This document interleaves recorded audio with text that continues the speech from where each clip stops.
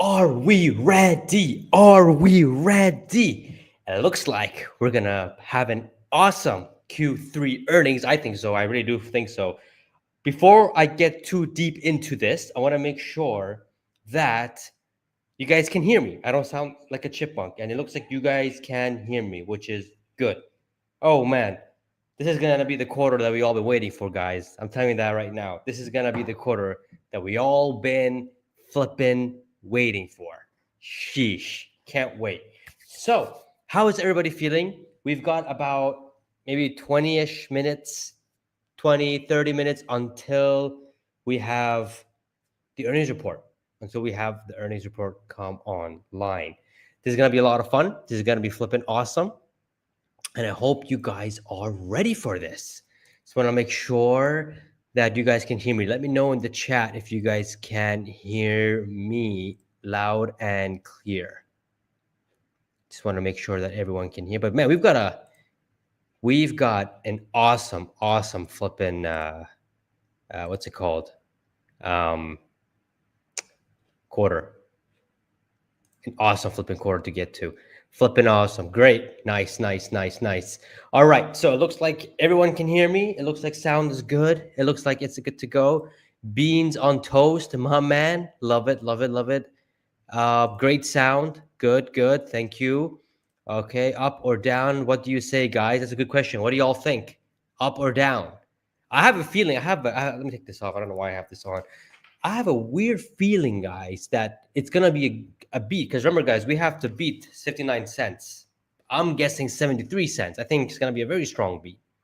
But I'm sensing the stock could go down, have a dip. The opposite happens with Tesla, right? But I think it's all weighted on the guidance. That's what is the most important. So let me know what you guys think. Up, down. What do you guys think? My gut feeling says it's gonna dip because it's the markets and it's unpredictable. And good news is bad for the stock for some reason. Opposite as well. Bad news is good for the stock for some reason. It's crazy. But at the same time, guidance is what matters. And if Elon says the right things, I think it can go the other way. Let's flip and go solutions. I love it, man. Love this guy. Every single video, comments, live stream comments, the stuff that I like. I love it. Flipping awesome. Hell yeah. Let's effing go to the moon.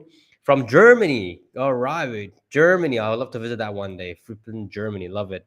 I can hear you fine, loud and clear. Good. Hey, buddy. Great, man. Yes, loud and clear. 30% up. Sheesh.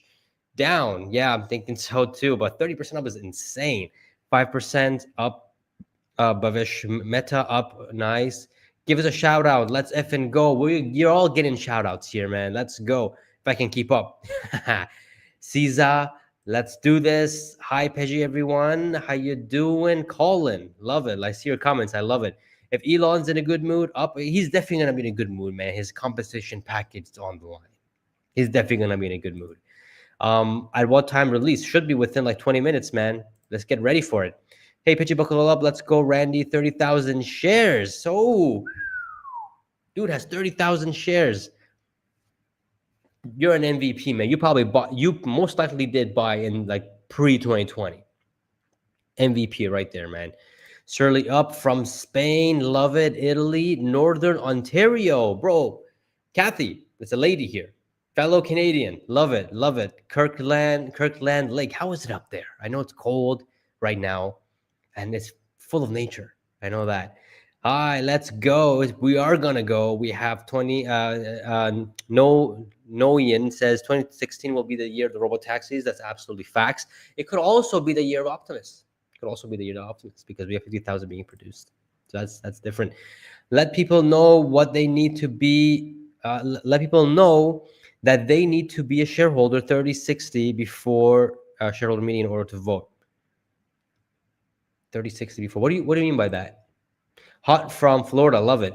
From India, Brampton, all right. Fellow Canadian there. Greetings from Hungary. Hell yeah. Just increased position by 30%. Let's go. Nice. Nick from India. Nice. Days. Okay, Days. That's right. Yeah, that's right. I think, here's the thing, if you guys haven't voted on your shareholder meet, flippin' go and vote. Guys, come on. I don't know what you guys are doing. Let's go, LeBrandon, right? Or El Brands. I think it's Brandon, right? LeBrand. But man, love it. Thank you for your support. Love it. Um, so we've still got some time before the thing comes in. I do want to go over what the stock price is doing because the stock price always is doing some weird stuff. So we had a dip today, and I did buy the stock today. Hell yeah. Brands, there it is. Love it, love it. I did vote good. And what about your price target? Dropped down 15%. Nope. My price target is 575, and I ain't changing it. I ain't changing it. So yeah, stock has been dropping today. I did buy in like the low, 435. That's when I bought it. Who cares long term? That's what I care about the most. But because you know what's interesting, guys? We can see if Google allow me. I mean, Gordon Johnson leaving the price target at $19. This is funny. Oh my god, the dude still has it at $19. That is insane. Yeah. Anyways, moving on to the next one, we have um Fitzgerald, right? Cantor, he has his stock price at 355. We also have Webbush sticking at 600, which I love. Dan Ives there, right? We have Barclays increased it to 350 from 275. This is all right before the earnings too, which is crazy. We have Berkeley's, yeah, same thing. Two Berkeley's. I don't know why there's two Berkeley's here, but majority of all the analysts, as you guys can see, they are putting it higher, except for Gordon Johnson, right? But let's just go see what to expect in this, right? I made this report right here, but Roland did a better job. Well, for some reason, for this quarter, many people did not, what's it called? They did not release it a day before. They released it on the day of, which was interesting. But anyways, Roland here. Where's Roland? Come on, come on. There's Roland. There we go. Roland here. He has a really good chart right here, right? Going through everybody's. So we have to beat 59 cents as we have on the board. Gary Black's at 64. Matt is at 58. James Catt, who's been on point on these, at 72, and I'm at 73 on this one. So that's interesting. Troy's at 66. And James Stevenson was at $1.03 or $1.03, and I'm like, dude, that's too high. And then we did it, and then he brought it down to 82. So, and I think, hey, if we get the 80, that'd be insane. Who knows? Let's see what's going to happen. It's going to be a very, very interesting earnings call, and I'm very what's it called? Very excited to see what's up. Here are the track records for everybody. Yeah. I'm next to Troy, and James Stevenson is just insane. Sometimes he gets it on point, sometimes he doesn't. But yeah, we have interesting. It's really interesting that we have everyone is saying it's a beat. Every single one is saying it's a beat here, except for Matt. Matt's saying it's below beat, but I don't think so. I think it's gonna be a hard 70 cents. I'm very confident of this. If I see below 70 cents, I'll be a little. I mean, it's gonna be a beat regardless. But I'm going to be a little disappointed if there isn't. You know what I mean? I'll be pretty darn disappointed if we don't get a strong beat of over 70 cents. But let's see what the guidance is. That's what's more important, and I am very excited. Guys, smash that like button, hit subscribe if you haven't already. It's going to be an awesome time. I'm going to refresh the page. Let's see. If it's a beat, the stick will plunge. Yeah, that's the that's the trend with Tesla apparently. Yeah, but I'm buying like it's a huge like a hug beat. I think it's a huge beat. Yeah, ready for anything. Long term believer. Yep, 100%. And those of you guys thinking that the compensation package is not going to be passed, that is fear talking. There's no reason for there's no reason for the thing not to pass. That's all I'm saying. We see ISS coming out saying that, but they've been saying that for every single pay package that Tesla came up with. And if you go back and if you guys actually listen to what they said back in 2011, 2012, when they said no and recommended everybody and urged everybody to vote no for this thing, wow. Since then till now, the stock has appreciated what, like 20,000, 25, 30,000%. So if you have a brain, which I'm sure majority of you guys, everyone here watching does, You don't listen to ISS. You actually do the opposite of what ISS recommends you to do, because ISS is not in your best interest. They are against what you are trying to achieve. So it's not a surprise that they came out and they said that let's reject it, but they said that all the time for 2018. And last year, was it last year in June, or 2 years ago in June, where we had the vote for 2018? They also said, um, to vote against it. So 2012, 2018, 2023, 2024, and then this time. So 4 times now they're saying to reject it, but they're not. They're a threat. They're a threat. I mean, I don't want to say a threat, but because in the grand scheme of things, they're nothing. But the fact that they're urging, recommending people to not vote against it, that's actually bullshit in my opinion. Flipping 6, 7 times at these current prices, and then get your compensation. I mean, that is an awesome. Again, I'm giving this a 0.069% chance of it not being passed, but I'm saying 99 point. I don't know what 69 subtract that, right? That's about 99.29% or something, 39%, whatever, is going to be passed. Probably even, no, 99.996 something, whatever, is going to be passed, right? Anywho, it's going to get passed, and it will get passed. And any fear in between is just a buying opportunity, in my opinion, not financial advice. Sell your stock if you don't want to approve the pay package for Elon and move on. Exactly. We have a little bit of drama going on YouTube, and I talked about it on the previous video. Drama is ridiculous. Absolutely stupid. You think they will include about taxi future projections? Yeah, they did. Even in this pay package, they did. They said, do 1 million robo taxis as a minimum. And we know that's going to be the tens of millions eventually. So yeah. At what time will they release the earnings? They should, after market closes. 100%. What's going on? I hodl 2024. I love it. Moose. We have Chad 99. Yeah, exactly. That's the percentage. But I think it's 99.9931. Like that's what it is. Andres from Sweden, or Andres from Sweden. Tesla hodler. Love it. What's the stock doing? Stock is climbing back up from the lows of today. Yeah. How do you guys feel, man? Like, guys, I'm so excited for this, because we're finally going to see a earnings that's finally going to be a beat. I mean, let's look at Yahoo Finance. They keep track of this very well, right? They keep track of this.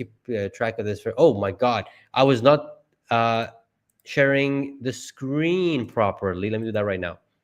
There we go. Can you guys see that? There we go. Okay, this makes more sense. This makes better. No idea why it wasn't happening before, but anyways, you guys can see that I'm at 73. James Cat is at 72. He's usually on point. Surprising that we're literally we're neck and neck here. 59 cents is what's estimated. Matt is saying it's going to be a miss, but everybody else saying it's a beat. Even Troy, 66. Gary Black, 64. And James Stevenson at 82. So yeah, stock is here. But what I want to show you guys is this. Where is it? Come on, let's keep going lower. It should be here. Right there it is. See, so since Q3, oh my God, that's actually pretty crazy. Since Q3 of 2024, every quarter has been a miss. So it looks like this Q3 is gonna be a beat. And you know what's crazy, guys? 72 cents was the beat. It was 72 cents. So if we can get the same or a bit higher, that'd be amazing. That's why I want to see. That's why if I see 70 cents or lower, I'll be a little disappointed. Of course, this is just short-term thinking. Of course, we care about the long term. But I want to see this thing be a massive beat. I want to see finally a quarter that comes that we actually beat everything. We did that with deliveries. I want to see this with earnings now. And I think with energy and record deliveries, I think we're going to get there. I really do believe that. We have to beat 50. This is 56, but it has to be 59. But that's interesting. Since Q3 of 2024, every quarter has been a miss. Crazy. Can you show your spreadsheet again? Sure. My pleasure to show you my spreadsheet. I will show you guys right now. I posted it the other day. Let me find it. It was on X. Here it is. Can you guys see? Wow, it's so small. Can you guys see that? Let me know if you guys can see that. If not, well, that's actually tiny. It's actually tiny. All right, we'll do something else.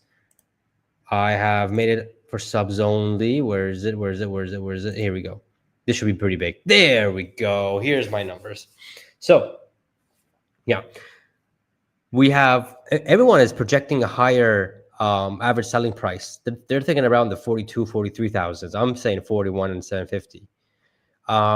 Credit 600, 3.2 million in services. Profits are usually 67% here. Leasing 450. Yeah, profits. Okay, you guys can see perfectly. Good stuff. Leasing is, interest rates are still high, man. They're still high. So I'm thinking of 450 million. Profits are around 45% here. Gross profits here. We have 16.5% of vehicle gross profits. I do believe this will be the case. We have total gap gross margin of 19.1%. This is healthy, very healthy here. That means I think for Q2 it was like 18, 17 or something like that. So this means that the company is growing, margins are growing, which is really good. What's important here is energy, 3.5 billion, 1 billion ever, first time in history ever that energy will be 1 billion. This is going to be historic. And I do think that we're going to get 1 billion. Operating costs of 3.2 billion, taxes 550, other income 500. We have the revenue of 28.5 billion, 7.8% of operating margin, which is it's 70-80% higher than Q2's. Amazing. We have overall a net income gap of 2.2 billion, a non-gap of 2.6 billion, pretty much just rounding it up. And then we have non-gap of 73 cents. So that's how I got this number, right? That's how I got it. And maybe I'll keep this up just in case. What I will do is I will show you what's going on with everyone. I just did, but for those of you guys that are entering, this is interesting. We have from Sawyer Merritt saying that Tesla Robotaxi expires in 89 days. What to test? Thank you for participating in the beta, 90-day beta, which is insane. Cybercab's lining up, man. I love X. Where is it? There we go. There you are. Yeah, Roland. Yeah, I'm here at 73 cents, and everybody else here. Everybody's saying it is a beat. Everybody except for Matt, which I don't know why. I should probably look into his work, but I couldn't look into it because he posted his today. But nonetheless, that's what's happening, guys. It's gonna be a good beat, but I think one thing's for sure. Wow, it's coming up. It's going to end off. It's ending in 2 minutes. Actually, market is closing in 2 minutes. It's gonna. If we can have a push to green, that'd be amazing. But what's crazy here, guys, is that no one really cares about these quarterly things, right? They care more about the guidance. That's what's more important here. Whether it's a beat or a miss, for the past few quarters, for the past 1 year, actually, every single quarter of this 1 year, Wall Street doesn't seem to care about deliveries or earnings as much, right? They care more about the guidance. They want to see what Elon has to say, what the future is. That's what they're caring about. So that's interesting. So yeah, man, we got that. I think once the market closes, I'm gonna just come here and just spam this. I'm just gonna come here and spam this because I wanna make sure we can get every single second of it, and so we don't miss it. What's the stock doing? Yeah, it's gonna finish around around these prices. Loading the chart. But are you guys excited? I'm excited as heck. This is gonna be a lot of fun. This is gonna be a lot of flipping fun. Gordon Johnson at $19. Yeah. So we see. All you need to say is that they will add steering wheel to the robotaxi and the stock. Oh man, if they do that, that would be insane. The stock actually will fly. I have to agree with you here, but I don't think they're gonna do that. But if they do it, it does make sense, and I will buy one right off the bat. I mean, I can't really get one here in Kuwait. By the way, it's like 11 p.m. here, almost midnight. But I can't even get here. I can't even get it to come here. I don't know. I have to figure something out, see what can be done, charging. If I get into an accident, how do I get to Tesla service center? Because we don't have anything here. There's a rumor going around though that Q1 of 2026 will have a Tesla here. So let's see. It's gonna be wild. I don't know. I do expect that there's gonna be it's gonna be a sell off, even though it's gonna be a big beat. I don't know. My feeling is saying that, but again, the market doesn't usually react a beat or a miss anymore for Tesla. It's mainly on the guidance, unless we have actual promises that was delivered, like Robotaxi and Optimus. If that can come in and show massive earnings, great. That's going to change a lot of things. 100%. I think it's going to change a lot of things. But if this quarter shocks us and does what James Stevenson is showing, 82 cents, because of supposed robotaxi and other things, man, I think that's going to be really good. I think it's going to be hard to ignore, in my opinion. Yeah. Oriole saying that I hope it dips to 350 to load up the boat, man. Oh, man, that'd be a great buying opportunity. I'm not going to lie. All right, market seems to be closed, right? Market seems to be closed. Earnings call, 5:30. Yep. I'm going to keep spamming this thing until we can get the earnings report. iHuddle saying 480. Yep. We're definitely gonna hit 575. Definitely. We're definitely gonna hit it. No questions about it. Let's keep refreshing. Let's keep refreshing. Let's keep refreshing. Let's keep refreshing. Some of you guys are asking what I drive right now. Well, because there's no Teslas here, I'm driving a Hyundai Kona. I did rent out a Cybertruck here though for 4 days, and I made a video about it too. Man, it was awesome. It was awesome. Big freaking car, but charging it here was a pain. Like finding superchargers, was a pain here. So I'm thinking, oh my god, if I have a Tesla here, if I don't have home charging, I have to deal with this, unnecessary, this headache of flippant charging. But let's see if Tesla can come here and actually like build out a supercharger. That'd be amazing. That'd be absolutely amazing. So let's see. Let's see what happens. Come on, market is closed. Give us. Stock is going up. You guys are saying stock is going up. What's going on? What's going on? What's going on? Why? Stock is moving. You guys are saying, okay, stock is up pre-market, post-market 46, and it's not out yet. So I think it's just speculation still. Let's see. Come on, man. This intensity, this excitement, and woof. Up to? What do you mean up to? Okay, there we go. So nothing. All right. I'm trying to refresh. Come on, come on, come on. Do we think Tesla will be over 500? I think so. I think Tesla's gonna be 575 by year end. I think once Elon's compensation gets passed and approved, I think it's gonna spike. Because in order for him to be locked into it, I mean, once we approve it, he's already locked into it. But for him to actually start, it has to reach 2 trillion, and that's not too far off. So yeah, everyone who's joining in, get ready. We are about to witness an awesome Q3. I'm just waiting for them to release it. Come on now. Come on now. Oh, it's here, guys. It's here. Get ready. Get ready, get ready, get ready, get ready, get ready. I'm gonna go full screen here so I can show you guys. Here we go. First of all, the stock is what? The stock is okay. It's okay. Anyways, let's just see what's going on. You guys can see. I want you guys to make sure you all can see. Let's get this juicy up and rolling. First of all, before I read all this, let's go see if it's a beat, if it's a beat, if it's a miss. What is it? Oh, what? Oh my god, it's a miss. Bro, it's a miss. 50 cents? 50 cents. 50 flipping cents. Why? Why? Oh my god. Oh my god. Okay, I am a little bit disappointed here. Not gonna lie. But oh my god. Okay, let's go from the start. Let's just go from the start. Wow, that's not good news. Anyways, let's see what it is. Can't just, but it's a miss. Damn it. Anyway, let's go. Probability, 1.6 billion gap operating income. I think that's what I had here, right? Where is it? 1.6. Oh no, I was way off here. Terrible. 1.4 gap net income. Okay. 1.8 billion non-gap net income.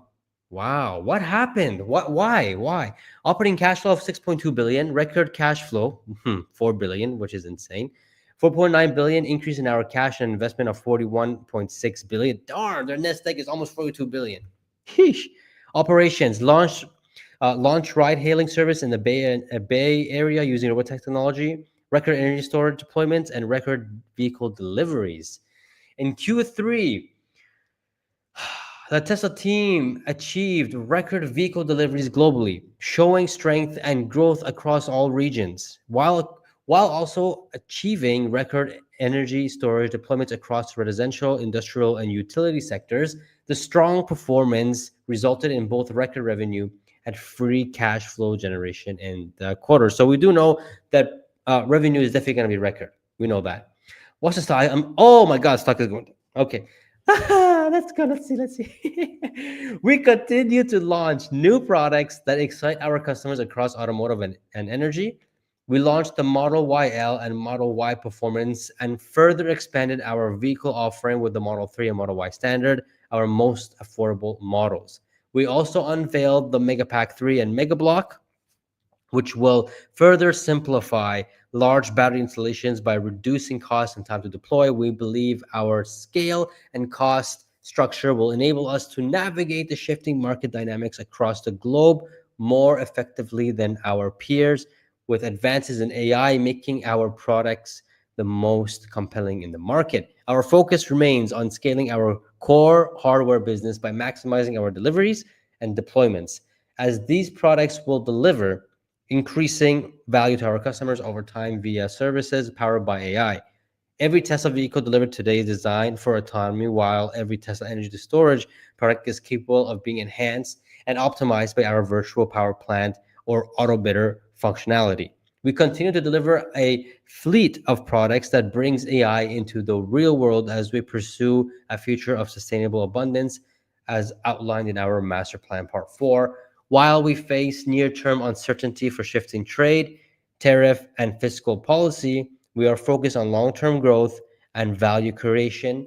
We are predominantly making the necessary investments in our business, including future business lines that we believe will drive incredible value for Tesla and the world across transport, energy, and robotics. Okay, let's get into this. Let's see what happened, guys. What happened with the earnings? Stock is bouncing back up again. And of course, we have earnings right here. Yeah. Wow. Yeah. Wow. Down 1%. Anyways, let's continue with this. Automotive 21 and some change $1 billion. Energy 3.4. I was thinking 3.5, but it was 3.4. All right. Services and others 3.4, beating my 3.2. Interesting. Total revenues of 28 billion. I was thinking 28.5 billion, but 28 billion. Okay, good stuff. Gross profits of 5 billion. All right. GAAP margin of 18%. So 1% less, 1.1% less than I was predicting. Okay. All right. Operating expense. Oh, that's why operating expense was high this quarter. What's going on? Wow. I was not thinking 3.4. I was thinking 3.2 makes sense, but 3.4, that takes a hit. Margin of 5.8%. Yeah, that makes sense. EBITDA of 4.2 billion, margin of 15% there. Net income 1.3, non-GAAP of 1.8 pretty much, and 50 cents. Yeah, capital expenditures of 2.2 billion. Net cash provided by operating expense 6.2. Free of cash flow. Wow, 4 billion. That is insane. That is good. Free of cash flow of 4 billion. That is really good. That is absolutely really good. But man, what happened with the operating expenses, man? Why? Let's read, right? And sorry, I can't read your guys' comments right now because I have this on full screen. If I bring it up here, I don't think you guys can see it properly if I do it this way. Can you guys see it properly? No, I don't think you guys can see it, properly. Nonetheless, I will focus on this because I think that's what we all want to, focus on right now. Maybe I can do it this way, actually. Can I do it this way? Maybe I can bring it down. No, that's that'd be too small. That'd be too small. I'll just keep it the way it was. So it was at 66, 65. Let's make it 75. There we go. All right. Financial summary. Revenue. Total revenue increased 12% year over year to 28.1 billion year over year. Revenue was impacted. Why is it year over year twice. Anyways, revenue was impacted by the following items. Plus, increase in vehicle deliveries. Yes, growth in energy generation and storage, growth in service and others. Lower in regulatory credit revenue. Interesting. Lower one-time FSD. Lower one-time FSD revenue recognition year over year due to Q3 2024 releases related to Cybertruck and certain features. Oh, okay. So this was also part of it too. Okay, that makes sense. Profitability. Our operating income decreased 40%. Damn. That's not a good thing to say, you know. Year over year to 1.6 billion, resulting in a 5.8% operating margin. Year over year, operating income was primarily impacted by the following items. Here we go. Increase in operating expenses. For example, SBC and restructuring and other, sure, driven by selling in general and administrative costs, AI and other R&D projects, increase in SBC and restructuring and other charges, lower regulatory credit revenue, lower one-time FSC revenue recognition year over year as described above.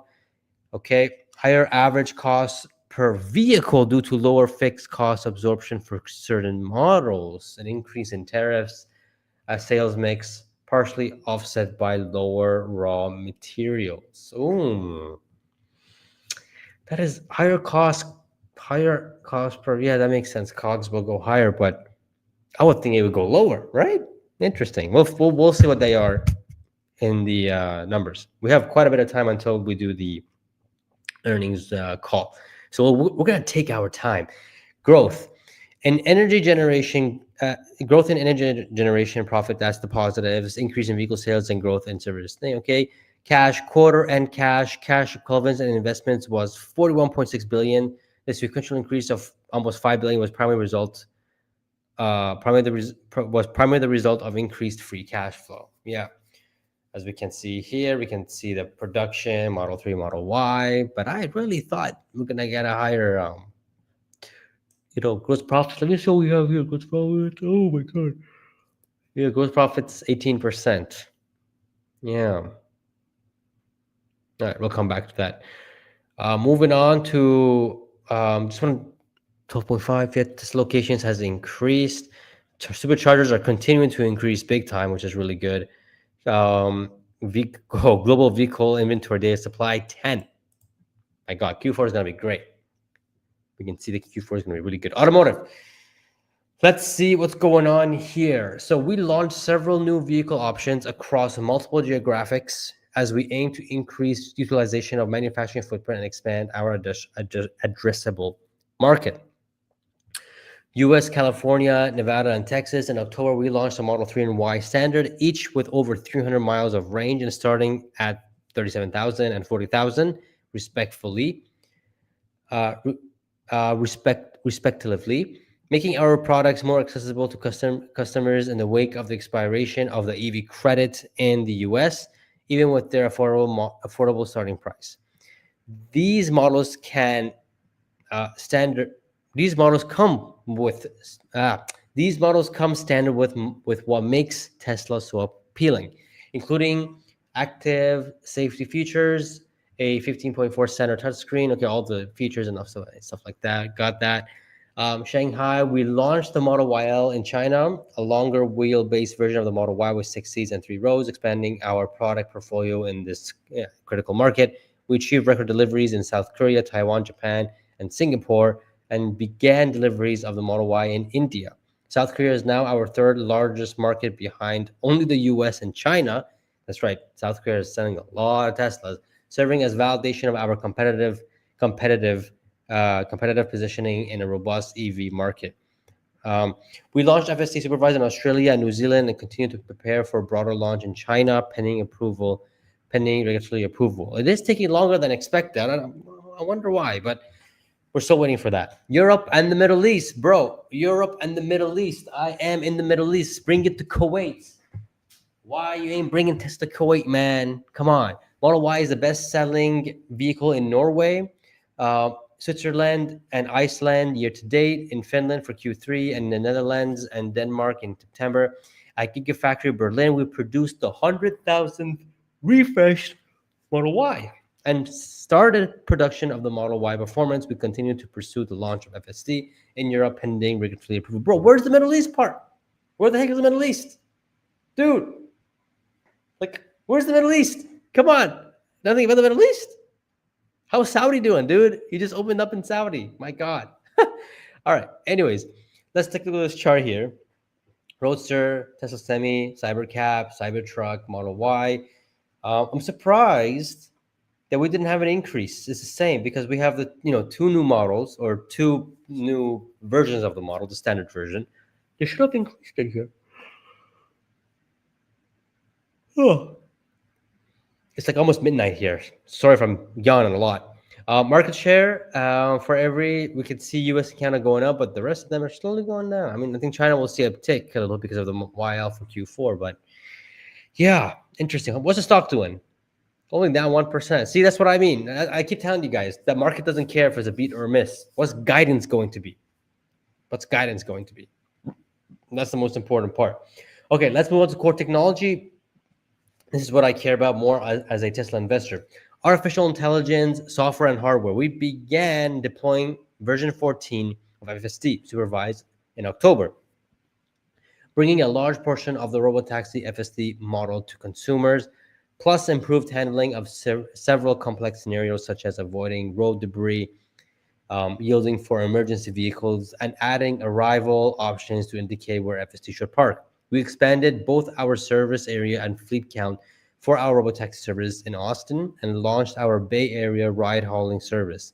These efforts help refine our robotaxi service by providing valuable real-world data that will allow us to quickly scale to other cities in the future with our universal model.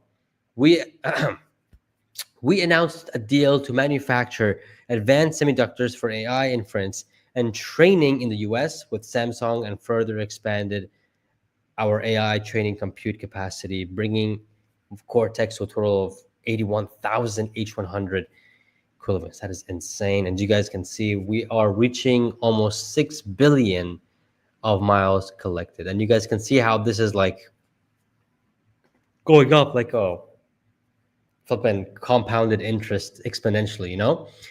That's a sheesh moment. We have vehicle and other software. Robotaxi iOS app is now available to everyone in the US and Canada. But where's the Android one? I have an Android. I have a Samsung, guys. Come on. Where is it? I want that.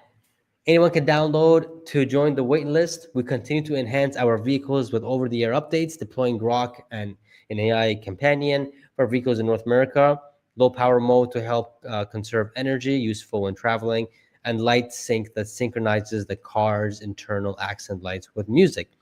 Customers can order food directly from their vehicle touchscreen before arriving at Tesla Diner. In Los Angeles, Tesla app users can now pinpoint vehicle concerns and diagnose urgent issues to dispatch mobile technicians to help the streamlining vehicle service. That's cool. I just want to just look at this chart on the right here.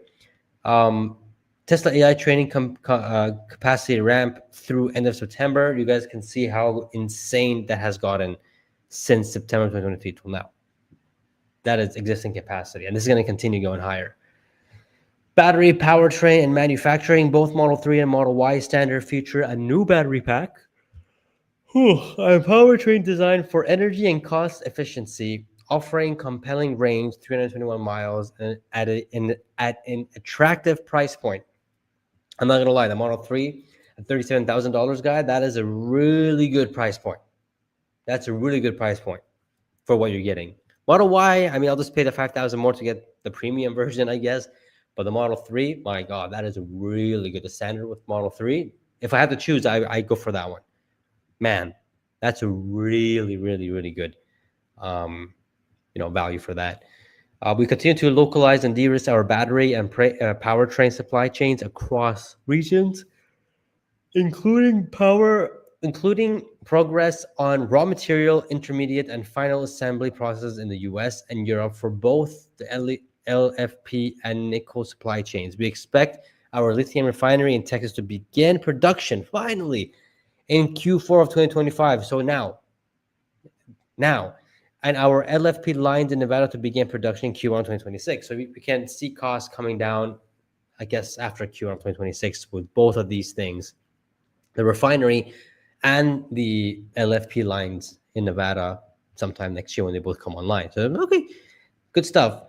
Energy generation and storage. Yes, we achieved our highest quarterly energy storage deployments, bolstered by the continued ramp of Megapack Factory Shanghai, and another record quarter of Powerwall deployments. Gross profit increased sequentially and year over year to a record of 1.1 billion. That's right. I really want to see what the profits would be. Gross profits increase. Yeah, wow. Yeah, see, 1.1 billion. What did I tell you guys? It's the first quarter that we're going to get 1 billion. First flipping quarter to hit 1 billion. Sheesh. We unveiled our next generation industrial storage product, Megapack or Megablock, a pre-engineered medium voltage battery that integrates 4 Megapack 3s. Wow. The new and simplified architecture incorporates hardware, software, and services in a single package up to medium voltage, enabling rapid utility scale deployment with faster interconnection to the grid and reduced complexity for customers. Megapack 3 production will begin at Mega Factory Houston in 2026 with up to 50 gigawatt hours per year of manufacturing capacity. Sheesh! That's amazing. 50 gigawatt hours. That would be about, if they did 12.5 gigawatt hours, that's 3.5, let's say. If you want to 12.5, 25, so times that by 4, that's 14 billion, 13 to 14 billion in revenue. 30% profit off that, 1.4, 2.8, yeah, like 4.2 or something like that in gross profits, which is just from this Megapack for Houston alone. Sheesh. Wow. We recently launched a new lease offering in the US for solar plus Powerwall that provides our customers with predictable energy costs versus rising utility bills, with attractive features, including a lower monthly payment compared to loans, a system availability guarantee for the full lease term, and a buyout option after 5 years. We believe this new lease offering will help drive incremental demand for our residential energy products. So yeah, we need more of these, guys. We need more of these. Sheesh. Services and others, we added over 3,500 net new supercharging stalls in Q3, growing the network 18% year over year. In September, we launched our first V4 supercharger cabinets with a 3 times the power density and 2 times the number of stalls per cabinet compared to V3, resulting in higher throughput, higher efficiency, lower cost, and faster deployments. V4 superchargers enable 500 kilowatt charging for passenger vehicles and 1,200 kilowatt charging for Tesla Semi, enabling the fastest charging time for trucks in the US. Yeah, nice. The services, Tesla having the supercharger network everywhere is one way of being monopolized, which is a huge point. We have, of course, you guys can see the charts right here. Outlook. Okay, I think this is what Wall Street cares about. What's the stock doing? Yeah, I guess just hovering in the 1%. More Wall Street doesn't care. Interesting. Volume. It is difficult to measure the impacts of shifting global trade and fiscal policies on the automotive and energy supply chains, our cost structure, and demand for durable goods and related services. While we are making prudent investments that will set up our vehicle, energy, and other future businesses for growth, the actual results will depend on a variety of factors, including the broader macroeconomic environment, the rate of acceleration of our autonomy efforts, and production ramp at our factories. Okay. Yeah, I guess blaming it on the economy. I think that's what they're doing. All right. Cash. We have sufficient liquidity to fund our product roadmap, long-term capacity expansion plans, and other expenses. Furthermore, we will manage the business such that we remain a strong balance sheet during the periods of uncertainty. How many years have we been going on with uncertainty, guys? Like this is not this economy is not normal, right? Like it's such a very unpredictable market. You know what I mean? High interest rates, printing a whole bunch of money, trade wars, um, weird geopolitics stuff. I don't know. It's a weird time we're living in. This in the 2010 in the 2010s, this was not the case. It is after the COVID, all this stuff has been happening. It's weird. It's weird. I don't know. I hope 2030s will be a much more stability year. But with China coming up, I don't know. I think there's gonna be more friction. Pray for peace, guys. That's all I gotta say. Profit. While we continue to execute on innovations to reduce the cost of manufacturing operations, over time we expect our hardware-related profits to be accompanied by an acceleration of AI, software, and fleet-based profits, facts, robotaxis, you know, FSD, subscriptions, Optimus, all these things. Maybe FSD licensing too on top of that. So these are important. Product. We continue to evolve and augment our product lineup with a focus on cost, scale, and future monetization opportunities via services powered by our AI software. We remain focused on growing our sales volumes through a differentiated and efficiently managed product portfolio, which includes leveraging and optimizing our existing production capacity before building new factories and production lines. New factories and production lines. They actually are thinking to make new factories for vehicles here. I mean, it could be for mega pack factories and stuff like that. And I know they're going to continue making, they're going to expand on that on the mega pack factory stuff like that. But production line. That sounds like new cars coming, right? I don't know. Let's see. Cybercap, Tesla Semi, and Megapack 3 are all on schedule for volume production starting in 2026. That's what I like to hear. First generation production lines for Optimus are being installed in anticipation of. Ooh, guy, this is a big one right here. This is a big one. First generation production lines for Optimus are being installed in anticipation of volume production. Ooh, okay, we'll come back to that. We'll come back to this. This is big, right? The 2026 is gonna be flipping awesome. This whole lineup has got me in a much better mood than the rest of the stuff. These things, we'll revisit this. Let's see what else they got here.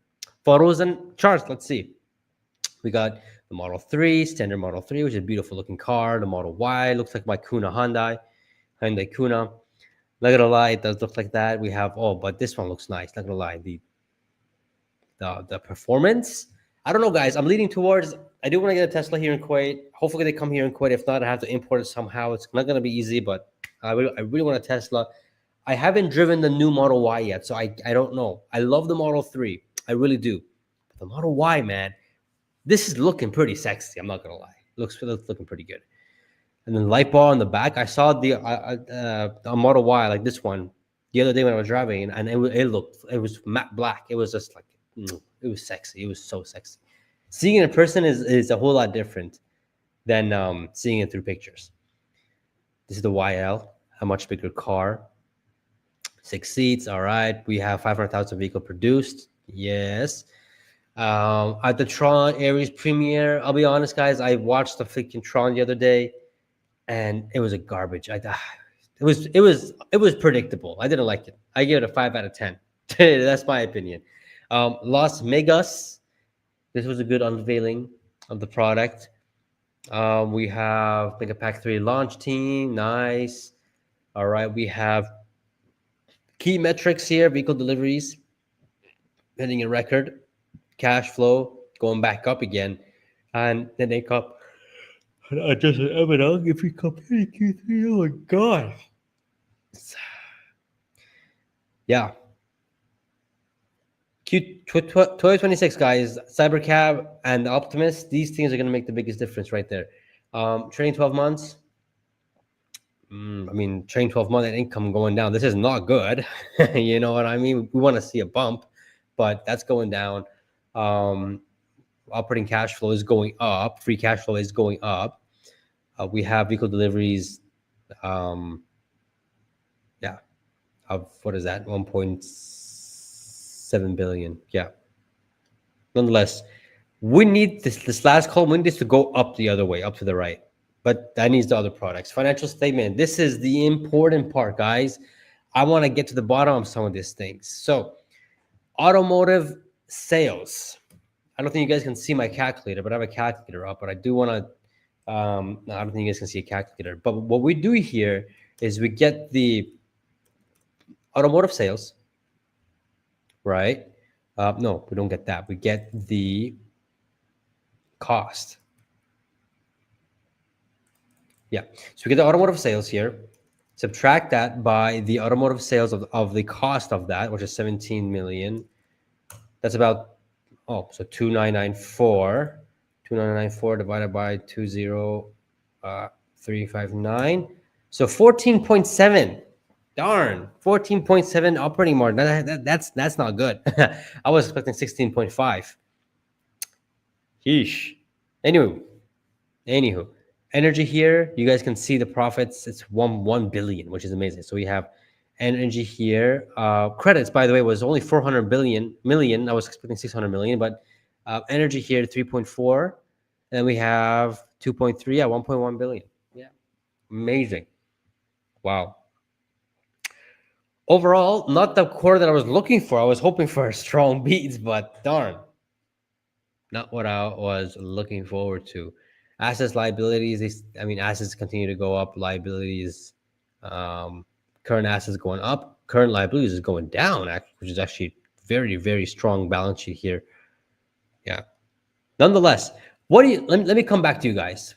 Now I can see you guys. I can see what you guys are saying. Thank you, River Rain. Love it, man. Thank you. I'm back to you guys now. We'll get to the bottom of all this here. Why is no? Why is how you all feeling? We'll get to that in a bit. We'll get to that in a bit. Let's see. Okay, who's this guy? Okay, we're gonna go ahead and time this guy out. We are gonna put this guy in. Yeah, no, we ain't gonna have that stuff happening in the chat. Anywho, yeah, I didn't like it. Yeah, I didn't like the movie at all. It was terrible. Moving on, which is Reddit. Okay, so overall, yeah, 50 cents, man. That's not what I was hoping for. What are people saying on X, right? What are people saying on X? Let's see what's going on X. Let's see. Come on. There we go. Q3 update. Yeah, they're having it here. Everything here. We just went over the whole thing pretty much. Total revenue went up. Automotive up. Energy up. This up. But what's profitability down? Yeah, but 50 cents. 50 cents, man. That's not good. Yeah. The whole market's going crazy right now with Tesla and stuff like that. What's the market doing? 2% down. Look, I really really, really, really want it to be a beat. I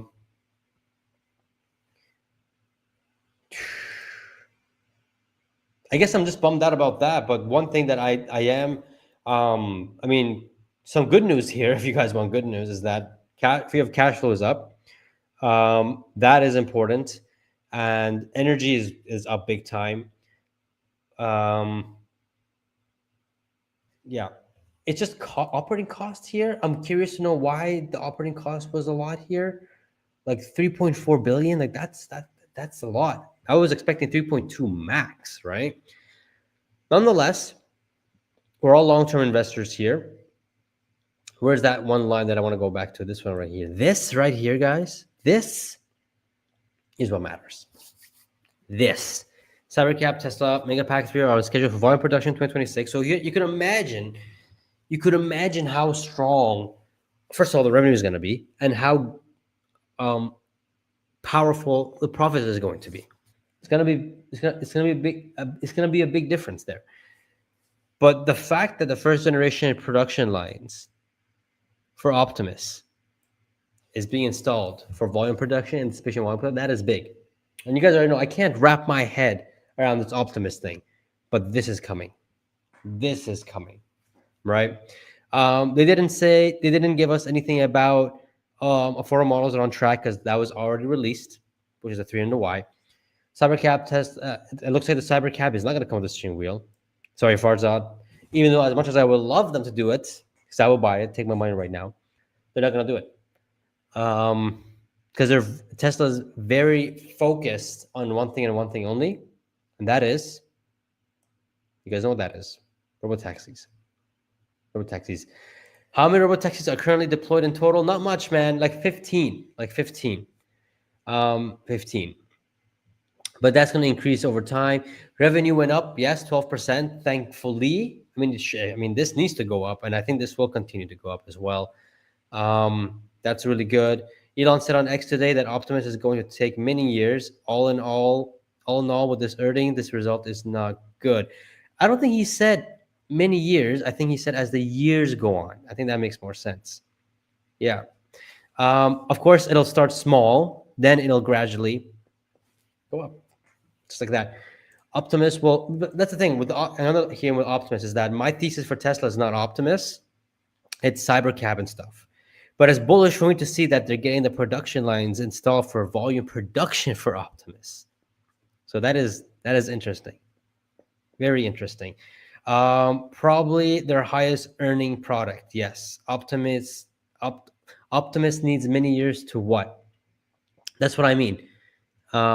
Train. I mean, again, I don't know too much about Optimus, guys, but I think it's not as far as we think, but it's also not as close as we think. I think that makes sense. Let's see what happens with this stuff. So, what do y'all say in chats? Chats.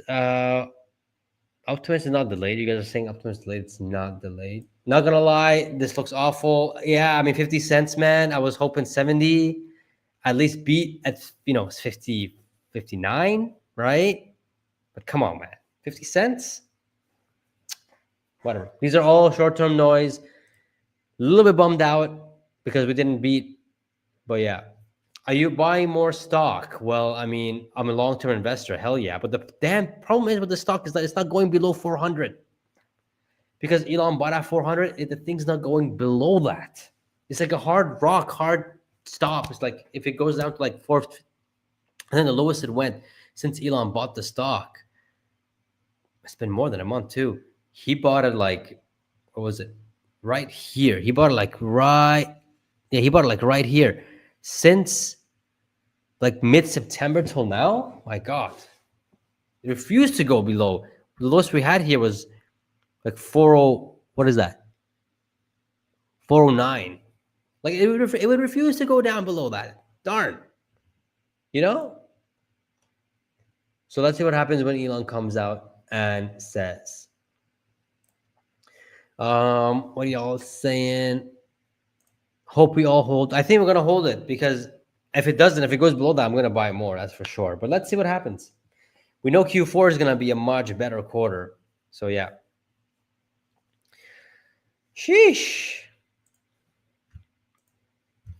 Yeah. Overall, I think operating cash flow was really good. I'll give it that. But overall, 50 cents, man, like, come on. Like negative 31% since, year over year. Like that is not good. That means the PE is going to go even higher right now, right? Right now, the PE is what? The PE is 261. To support this, I think the PE is going to go up to like 280s, maybe 290s. But look, let's just look at this at a long-term perspective. Tesla is the only company that's making profitable EVs and selling it. And not to mention, guys, that they are the only ones right now. Oh, here's a quote from Connor. Yes. That's what I want to know. People don't understand how hard manufacturing is. It will take many years before enough robots are built to matter. Yeah. 2030s are the years of the robots. 2030s. And stuff like that. So My thesis is the robotaxis, and it's going to continue staying the robotaxis because I need to see more from Optimus for it to add it to my own thesis. But I did add it to it, and I think it's a bit bullish. But robotaxi is the one that's really going to take the company, I think, to a 5 trillion and eventually long term to a 10 trillion, in my opinion. Hell yeah. So that being said, I was saying something before I forgot what I was going to say. But yeah, we're all in it for the long term, right? We know that in the next 5 years, things are going to be a whole lot different for Tesla. Especially when we see robotaxi coming and we're seeing the numbers. That's what matters. That's why I'm in it for. This dude right here, he's a bear. This guy's a bear. He's a short. I didn't say 600. I said 575. Let's get that right. But I'm still projecting that because we still Tesla right now. It's going up based on catalysts, not on earnings or anything like that. Like it's been like that since this whole year. So long term, when earnings do come and justify these prices, and because there's so much, there's so much catalyst coming up, and I really do believe that the market does not want to be surprised. They were surprised with Nvidia. The only people who were surprised were the actual investors, because they said that, hey guys, this chip coming out is going to make us a whole lot of money. It's going to give us a whole lot, because it's going to give us a lot of leverage. It's going to give us a lot of leverage. But nobody listened until that one quarter. Until that one quarter came and smacked through everything. For Tesla, that's coming up, but that's going to be robotaxis. But I don't know how long that's going to take. I think with volume production running in 2026, I think we'll see the bare fruit of that in 2027. And I think there will be a quarter, maybe end 2026 or maybe early 2027, where it's going to show a massive beat. And it's because of not revenues, not autos, not energy, but robotaxis. That's going to bring it up big time, in my opinion. On top of that, we also have Wall Street understanding the impacts of what Tesla's about to do with the robotaxi, the TAM, and all that kind of stuff coming out. Energy, robots, semis, cybercab, robotaxis, FSD, all these things coming. So they see this and they're willing to pay more. And this is true because if we look at the past few earnings call, I mean, the stock is only down 1%. And this was I'm going to say it was a shitty quarter, right? It was a shitty quarter in terms of earnings. It wasn't good. But the fact that it's only down 1.4% pre-market, aftermarket, it just tells you that Wall Street doesn't give a damn about the earnings report. They don't. Despite a record revenue, despite a record energy deployment and revenue, they don't care about that. They want to see if the next things are coming. And the next things are coming. That's what's going to justify all these things. And Wall Street wants a piece of it now before it runs up. Because if Wall Street really didn't believe it and really didn't care, this would have been maybe like minus 10%. But let's get that right off the bat, right? And the stock wouldn't be in the 400s. It probably would have been in the 200s, 300s, right? As Randy P said, too many shitty quarters. Too many shitty quarters right here. Let me go down and show you guys. Miss. It's all misses. But the market didn't care. It reacted solely on the guidance. Now, if the guidance is good, I think it'll level or go up a bit. But if it's bad, it's going to go down. It all depends what Elon says. All depends on that. Colin says Q2 call was very low energy. Hopefully this call will be much better. I'm thinking it will be because Elon's package. We have to vote on that, right? I'm sure he wants to be energetic and stuff like that. So, yeah. So despite record deliveries, record energy deployment, we still had a miss. Yeah. But what's to come is interesting. Let's see what when will we have I have it opened up right here, I think, right? Yeah, right here. And we'll go ahead and refresh this page. Why is it like that? Whoa. Okay. Okay, we have until 45 minutes until we get to the financial earnings. 45 minutes. So we gotta chill, sit back and chill out for 45 minutes, guys. Sit back and chillax for 45 minutes. So until then, how do you guys feel about this? Out of 10, out of flipping 10. I'm just gonna write something here on X saying that, not gonna lie, is disappointing.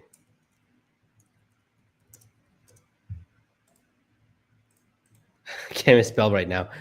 Tesla. Yeah.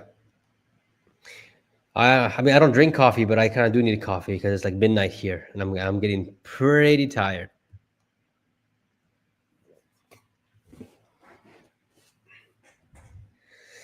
Yeah, I mean, in terms of like, if we just look at solely based on this earnings and nothing else in terms of future, I think I'm going to give this a 3 out of 10, 4 out of 10. If we have cash flow was great, but everything else was just, bro, why is the operating cost so high? Like that's what pisses me off a little bit. Like, bro, macro short term noise. Yes, sir. Love this guy. This guy, I'm a subscriber to him. He's a subscriber to me. I love micro to macro. His calls are amazing. I think I'm gonna give it 1 year and make a portfolio and just do what he does, because what he's doing is absolutely flipping insanely good. Yes, sir. I care more about Q3 of 2030. Yeah. Oh my goodness. Oh my goodness. Yeah.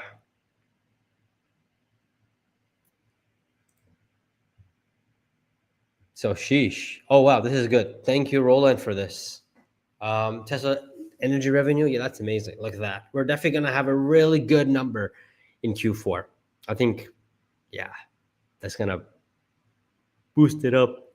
What is that? 100 billion? Yeah, it's gonna be awesome.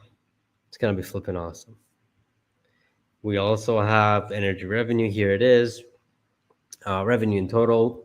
Energy is starting to take more of that chunk, and services is taking that chunk as well. Nice. Good. All right. Yeah. 3 takeaways from a positive outlook. Yes. Cash up. Yep, as I mentioned. Tabber cap. Yep, as I mentioned. And yep, as I mentioned. Exactly. Yeah. I mean, these are the 3 only positive outlooks that I can see, and I just said that too. Cash flow is good, and of course, increasing cash. Cyber cap on track, and Optimus lines being set up.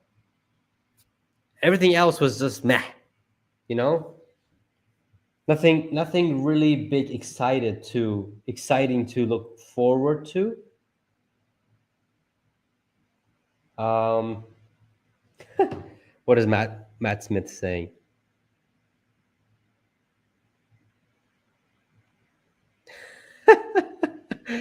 Okay.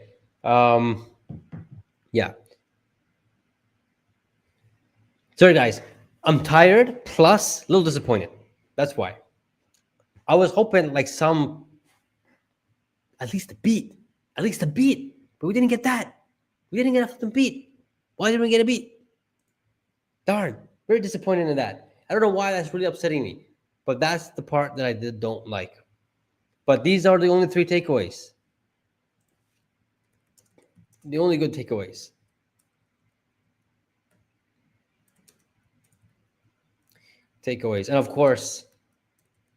And of course, energy going nuts. That's it. My goodness. Sheesh. What's the stock doing? stock again stabilizing. It's not doing anything. It's really not doing anything. So let's just put this away. In fact, let's bring this down. We got some time before that. Let's talk about you and I, guys. How I feel about this. Again, 3 to 4 out of 10. That's what I'm going to give it. But as a long-term investor, I am a little disappointed because of the big miss. Because, come on, we all thought this was going to be a beat. I really thought it's going to be a beat, but it's not.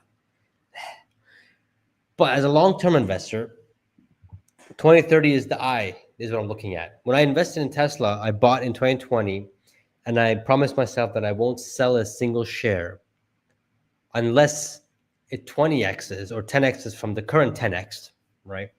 So that means it has to 5x, another 5x, or hold until 2030. Either one, I'm not touching it.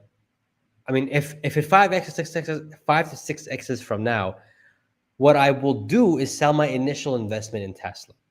So this way it's all profits, right? However, though, if it doesn't 5x, I'm holding until 2030. Until I hold the 2030, after that, I will see what I'm going to do with it. We will see what the thesis will be until then. Yeah, that's my plan with Tesla. So again, what happens in this quarter, we're not going to remember in Q3 or Q4 of 2028 or even 2027. But I did have my hopes up. That's why I'm a little stunned. Yeah. I'm still bullish, of course. I mean, you guys are saying anything. Are we fearful about Q4? I don't know. I think Q4 deliveries are going to be good. Energy is going to be good. But we just need the robotaxis and FSCs to come up. That's it. The good thing is that the company is not burning cash, unlike others. They're actually making cash flow. And they had a record in free of cash flow, which is really important. Like, that was really good. But 50 cents, man, come on. 50 cents. Like, why am I so upset of that? Like, come on. I was expecting at least 70 cents. At least a beat. Like 59 cents. But 50 cents. Oh, man. Earnings call. Earnings call is in about 40 minutes. 5:30. So we got some time to kill. See, I'm not surprised. The hype was just BS. That being said, still very bullish. I mean, stock is still down 2%. Pre-market is not really changing. It's staying stagnant. Love the attitude of, where are you? I just had you, but I just lost you. There we go. Vladin. Yeah. Doesn't matter. More time to earn and buy more. Yeah. I am pretty much at 1,300 shares of Tesla. I want to buy more. I want to make sure it's higher, much higher than that. So we've got, I mean, I have nothing else to say, to be honest, until the earnings call. I mean, a little disappointed. 3 out of 10. Positives were free of cash flow high, cash of nearly 42 billion, Cybercab on production, on track, Optimus on track, energy going crazy, services doing really good. And, we have 2 new affordable models, but not as we thought it would be. But I mean, in terms of inflation and stuff like that, they are pretty affordable. And the Model 3 standard is a very good price, man. Tesla, please come to Kuwait. I really want to buy Tesla. That Model 3 standard is such a good value. Such a good value, man. Come on. But yeah, there's really nothing wow about this quarter. They also mentioned about like how macroeconomics are having a lot of issues. Yeah, that's about it. Let's see what Elon has to say. He better be pumped. That's all I'm gonna say. He better be flipping pumped. I gotta write something on the wall here. No, we didn't get that. We didn't beat. It's a big X. But Elon, he better be pumped. He better be happy. He better be energetic. Because if he's not, oh my God, that's not, yeah, 50 cents, dude. That's not so. I mean, I don't, it's not going to matter in the long term, but I'm so bummed out about this 50 cents thing. Pretty bummed out about it. But, anyways, let's forget about this. Let's move forward. Moving forward, we have a lot of great things coming. Robotaxi expansion, FSD 14. We have, you know, Optimus. That's still, I mean, volume production for Optimus starting next year is also insane. But I'm not gonna add that to it. Energy is growing. All these things. But we need to see the Robotaxi earnings coming strong. We need to see that because how many more quarters are we going to see miss? You know what I'm trying to say? I want to see quarters where back to back it's a beat, like what happened back in 2020, 2021. But man,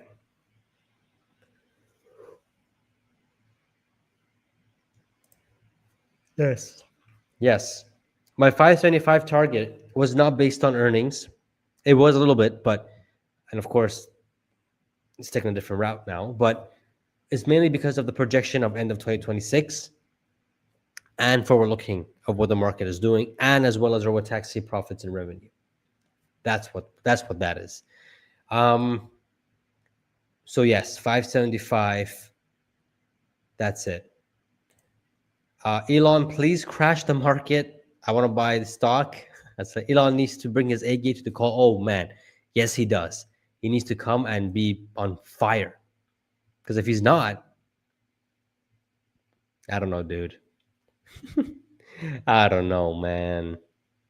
If he's gonna be like lame and boring and say, "Well, we're here doing this, we're doing that," I don't know. That's not gonna be good. That's not gonna be good for the thing. I'm telling you guys that right now. So he better come up with the A game, as you mentioned, and I think he will come with his A game. I think he will do. He will do good. I think he will do good stuff. So we have what? Almost half an hour until the earnings call. That's coming up. Podcasts are coming up. If you guys aren't a channel member, you guys better become a channel member. We have I have a podcast coming up soon with Joe again, and somebody else very soon as well. Very soon as well, and exclusive content as well. I'm thinking to do a Q&A for members only, like what I do for a living. How do I keep buying Tesla stock every other 2 days and stuff like that? Where do I get the money from and all that kind of stuff? I'm thinking to do a Q&A as well for members only on YouTube and on X. So if you guys are a member, become one. Let's join the community. I'm going to have a lot of fun. So overall, guys, over flipping all. What do you guys have to say? What do you guys think? We have Mabel and Mar. Tesla is the ultimate be disappointed stock because they're trying to do the impossible, but once they get it, we'll be rewarded. Yeah, it's just taking some time. And what's good, I guess, perfect timing. Ooh. Midnight, guys. Here it's midnight, but we're gonna go strong. We're gonna go strong here. What's interesting here, guys, is that, and it's perfect timing. We have CyberCap coming next year. And we also have the Trump administration, trying to deregulate for driverless cars in the US. That is big. That is pretty big. So hand in hand, one of the laws that they're trying to pass is they're trying to get a vehicle on the road that doesn't have a steering wheel or pedal. Like this was one of the laws on the paper. So once that gets passed by Congress, that's going to be fantastic. What else do you all want? What else do you all want, right? So that's that. I haven't heard anything about the Cybertruck. Well, Cybertruck, the latest thing I heard about it is that sales hasn't increased, but it hasn't decreased. It's like it had stalled or something like that. But they are now allowing for Middle East sales as well. So that's that as well. Yeah. What's going on here? Let's go back on X. Let's see what's going on. Let's see what other people are saying. Yes, let's see. Oh, forecasting is tricky. Sometimes I have been poor top lines. Yeah. James Cat, I was hoping that you got it right, but you didn't. Biggest takeaway from report. But yeah, overall, I think, I mean, 28.1 billion revenue. Yep. It's a record. It is a record. Here's the thing. If you guys want to look at it on Robo for US, oh, this is also one big sign as well. Yeah, that's interesting. Yeah, stock is down 1.6%. I'm going to keep it here for now until we can get some, what's it called? Until the earnings call. Yeah, I mean, record quarter, 21 over 28 billion, which is really good. But man, a miss is a miss, right? And this was a quarter like in Q1, Q2, I knew it was gonna be a miss. We've also went through this channel. We talked about it. We ran the numbers. It was definitely gonna be a miss. But in terms of uh,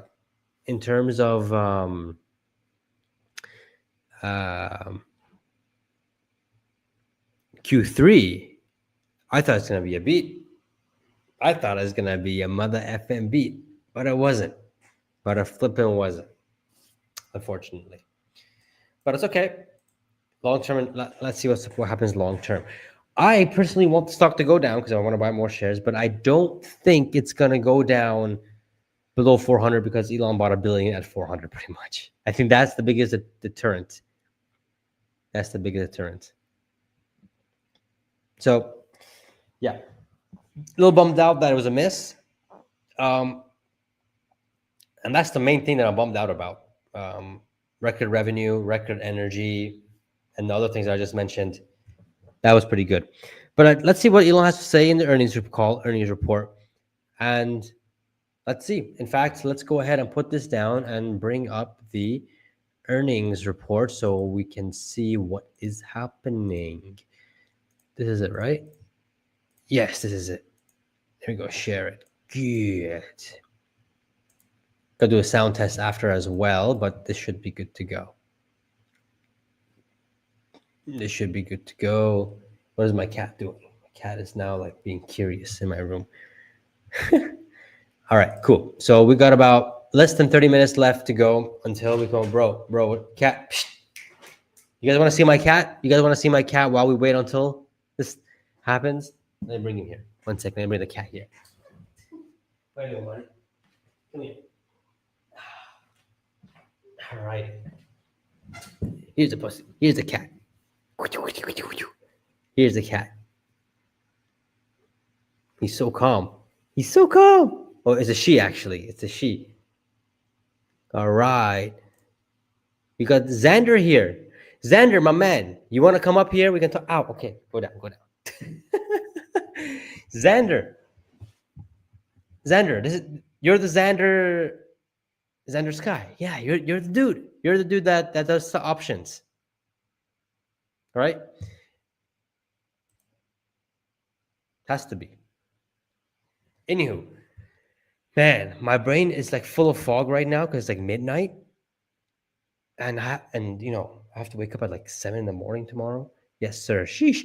Xander, you want to come on? You want to come on for a second to talk about what you think about this? Let me know if you want to come up. I'll send you a link. Talk about for like 20 minutes or something like that. Let me know. We can, get a conversation coming up until all that kind of stuff. Cover calls paid huge. Yeah. But I mean, the stock's only down 2%. Bro, come up. Let me send you a link. Let's talk about this for like 10 minutes. And then we can see, it's been a minute. It's been a minute. All right, let me go to Twitter and send you that link, my man. As you like, if you want to come up. But let's see what you think, man. All right, Xander. There you are. That's the one. Let's see. If you're down, you're down. Let's go. Let's see. We can get this live stream a little bit more livelihood. You know what I mean? I'm a little bummed out because we missed. I know it doesn't matter in the long term, but we flipping missed. We missed. We shouldn't miss. We shouldn't miss. I had my hopes up that this quarter is going to be the quarter that's going to turn things around in terms of earnings, but goddamn, that's not what happened. That's not what happened. Sheesh, bro. I'm not a crazy cat lady, man. Come on, but man, it's nice to have a cat at home. It really helps de-stress you, which is amazing. Anywho, we got time. We got how long? 25 minutes to come. 25 minutes until we can do that. So, if you guys are doing options, I don't do options. I'm too scared to do options. But if you're doing options and you did a cover call, good stuff. You're probably going to do well tomorrow. I think the market is going to, depending on what Elon says. So let's see what Elon will say tomorrow. Xander, you're saying it's going to crash tomorrow. It's going to IV crash will be epic tomorrow. Let's see what's going to happen. But it all depends on what Elon says. If he says the right things, I think it can damper the result of it. So let's see. Very curious to see what he's going to say. Very curious.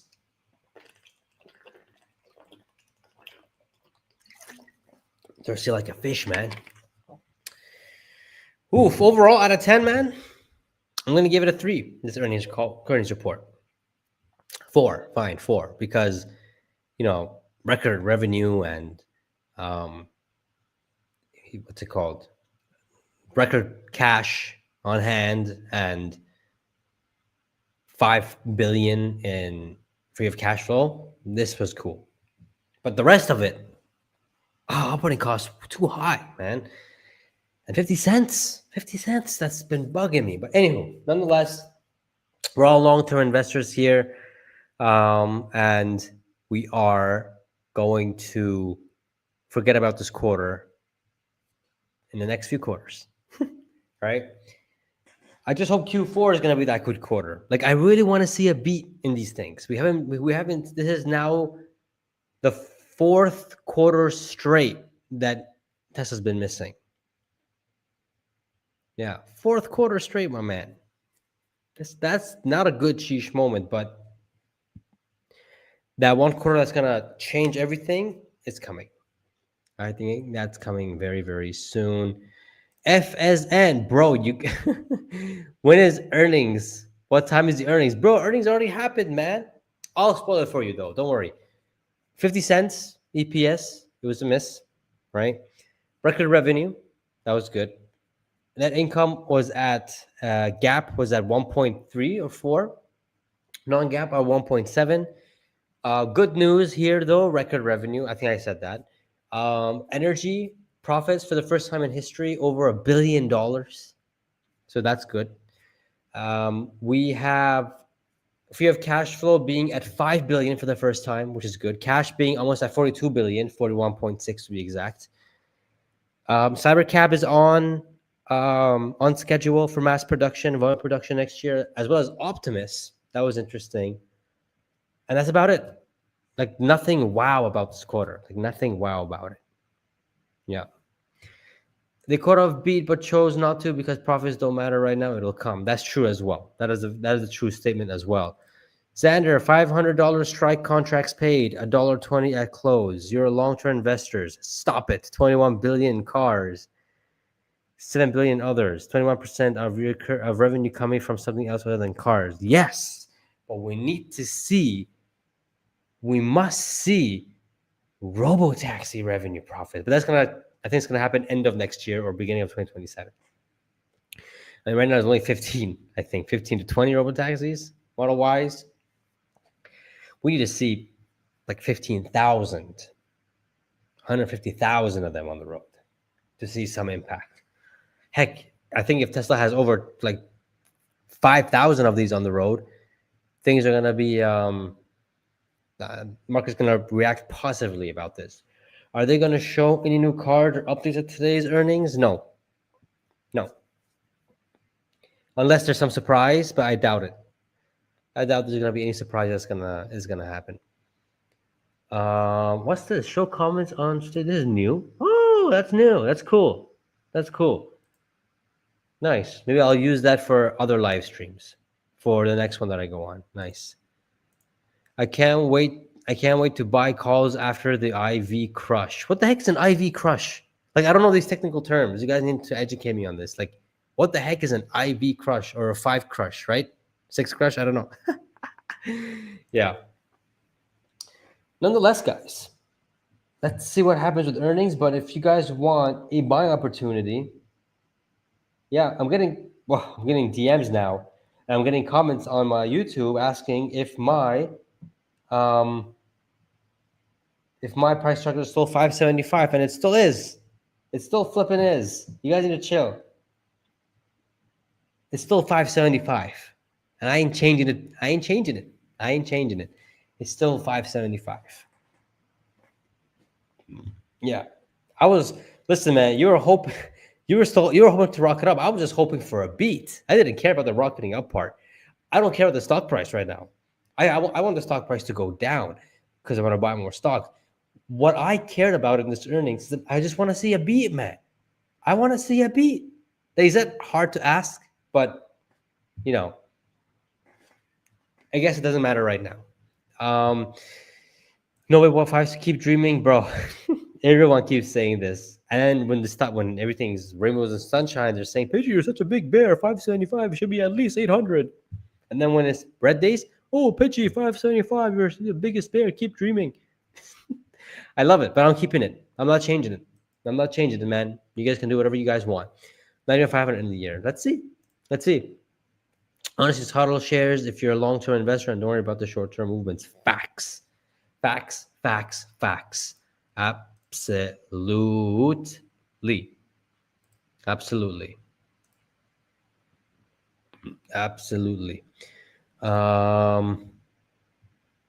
So I just want to check one thing here.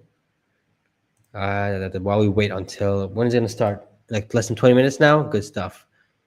We have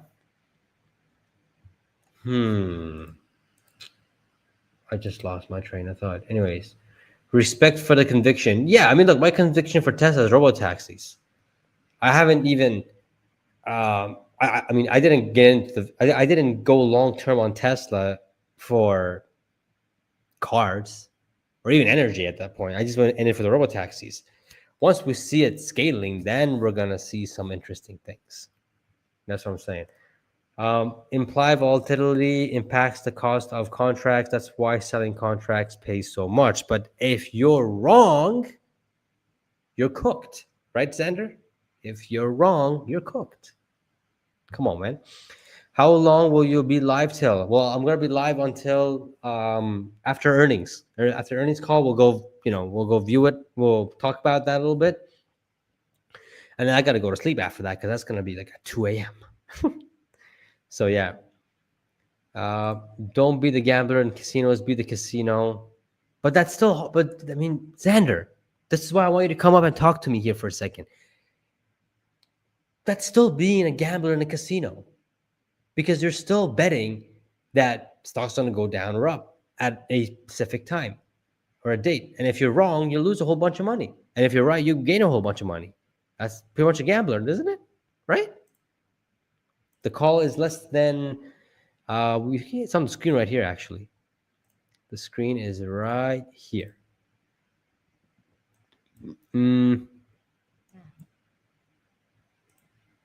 Yeah, 16 minutes. 16 minutes, guys. Not worth it, in my opinion. I like to sleep at night knowing my shares will never get called away. Exactly. Thank you, Mabel and Mar. That's exactly my thoughts, too. Exactly. Why are we pumping reality? Well, reality is robo-taxis in the future, right? I mean, not now, but it will become reality. Reality is garbage right now because Tesla, missed, but they did have record revenue and all that kind of stuff. But nonetheless, this ain't gonna matter in the long term. How many? Almost 1,300, bro, and counting. I'm going hard on this. How long until Tesla finish the production line? It should be in Q4, which is in this quarter, and it should be ramping next quarter, 2026. Everything's happening in 2026. IV drops after earnings because earnings events because the market understands the stock's fundamentals more after the information is released. Unless Elon buys another billion. So as a result, the volatility surrounding the contracts is lower. I sleep perfectly fine, and yeah, that's insane. I can't do that right now. The thing is, I gotta I gotta just play around with it, get some experience, see how it tastes a little bit, then do it. Wrong. I get paid to sell my shares at a huge profit. If we hit 500 by Friday, I'm happy to sell all my shares and start selling cash secured puts. Again, you're the options guy, Xander, man. I don't know how to do these things. When it start 10, 15 minutes, guys, in 15 minutes. Bro, don't get me wrong. I'm sitting with 1030s of Tesla. I love it, but 500 end of the year is possible. Is impossible. We'll see. Hey, you have to admit that the stock, oh my god, I'm dying. It's midnight here. Sorry about that, guys. You have to admit that the stock doesn't run up on these fundamentals. They run up on hype. They run up on news. They run up on what Elon does. So if when the pay package does get accepted, I think the stock can go pretty high on that. Fabo, how you doing, my fellow Canadian? I hope the cold weather is not treating you bad there in Canada. How do you see man? I don't know, man. I don't look at this stock on a monthly basis, to be honest. But I'm still thinking 525 by year end. I want to see 500 by year end at least. But yeah, Musk will buy up the stock price himself. I mean, if Tesla buys another billion or anything like even 100 million, or even 10 million, that's a good sign. Thing is, you don't know when unsupervised released. All you with covered calls are cooked when that happens. It's fine now because things are really chill. Sorry, I'm not near my setup. No yawning allowed, bro. Just come on with your phone, dude. Just come up here with your phone. No worries. Let's see. People selling calls aren't cooked if they're okay with this conversation is interesting. The shares at the stock price while collecting free premium.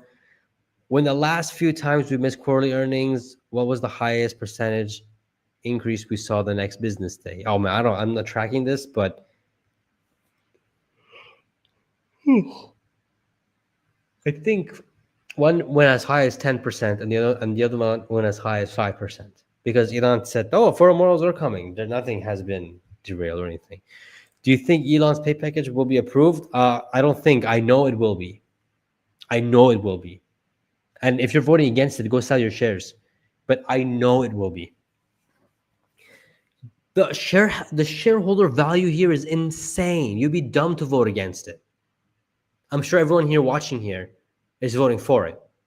If you're voting against it, you're an idiot. I'm telling you right to your face through the internet. But the shareholder value here is insane. Why do you want to vote against this? It just doesn't make any sense. I made a video about it previously, before this live thing. I made a video about it. Bro, no. Don't vote against it. Don't be dumb. When is the pay package supposed to be voted on again? Right now. You can go vote right now, and you have until November 6th. So go vote right now, my man. Right now. Final date is November 5th or 6th, but don't wait until the final date, man. Do it now. Get it over with. It's literally less than 60 seconds. Put your control number in and just vote for the things that they recommend you to do. They are not recommending you to do anything for the XAI investment. They're saying none as a recommendation, but you should vote for that because that's a big one. Get some exposure in XAI. That's a big one. I voted for the package. Yes, Kai. Yes. Imagine hating money and voting against. Imagine. Yeah, pretty much. That's a good way of putting it. Like final date to vote. Yeah. November 5th or 6th. But don't vote. Don't wait until then. After conference call, will Tesla stock be up or down? I don't know, but let's see what Elon has to say. If he says the right things, I think it can go up.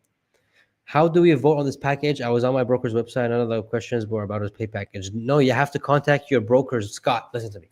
Contact your brokers. Ask them for your control numbers to vote on Elon's proposals. Control numbers. You want to get control numbers from them.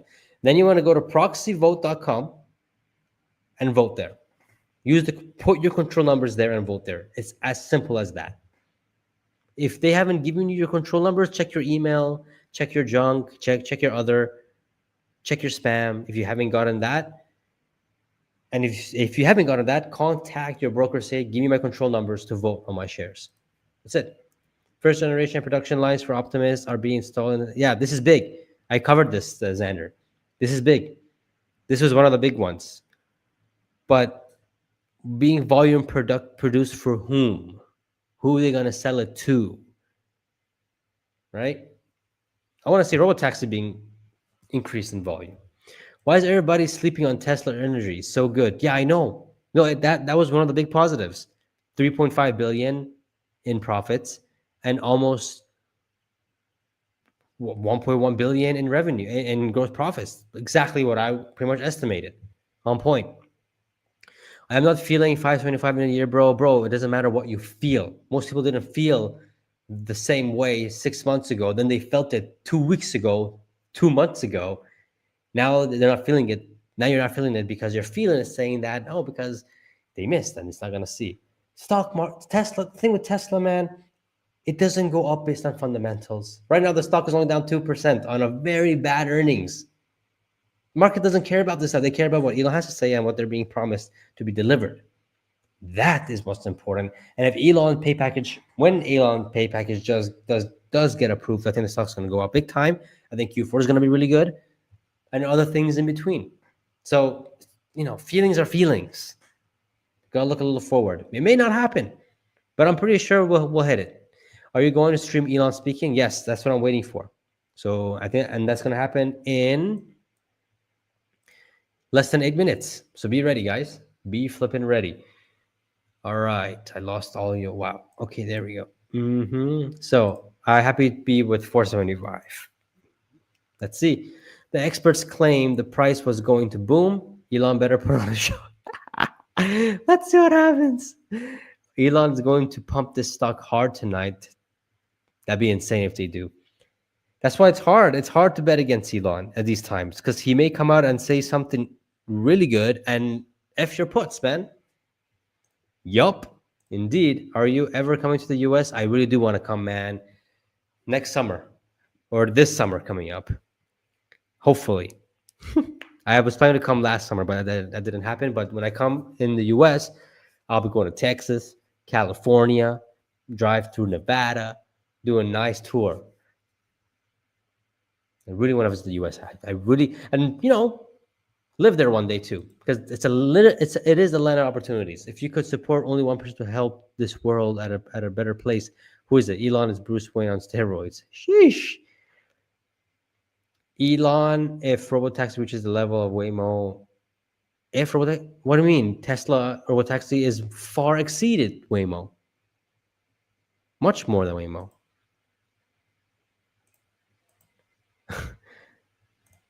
Does the result come November 6th? Yes. Do you think something maybe one day we'll able to charge our Tesla within 5 minutes? Yes.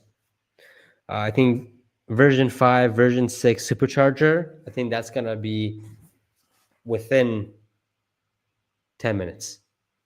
Yeah. Let's go to Palo Alto Tesla. Let's do it. I'll probably make an event for that. It'd be a lot of fun.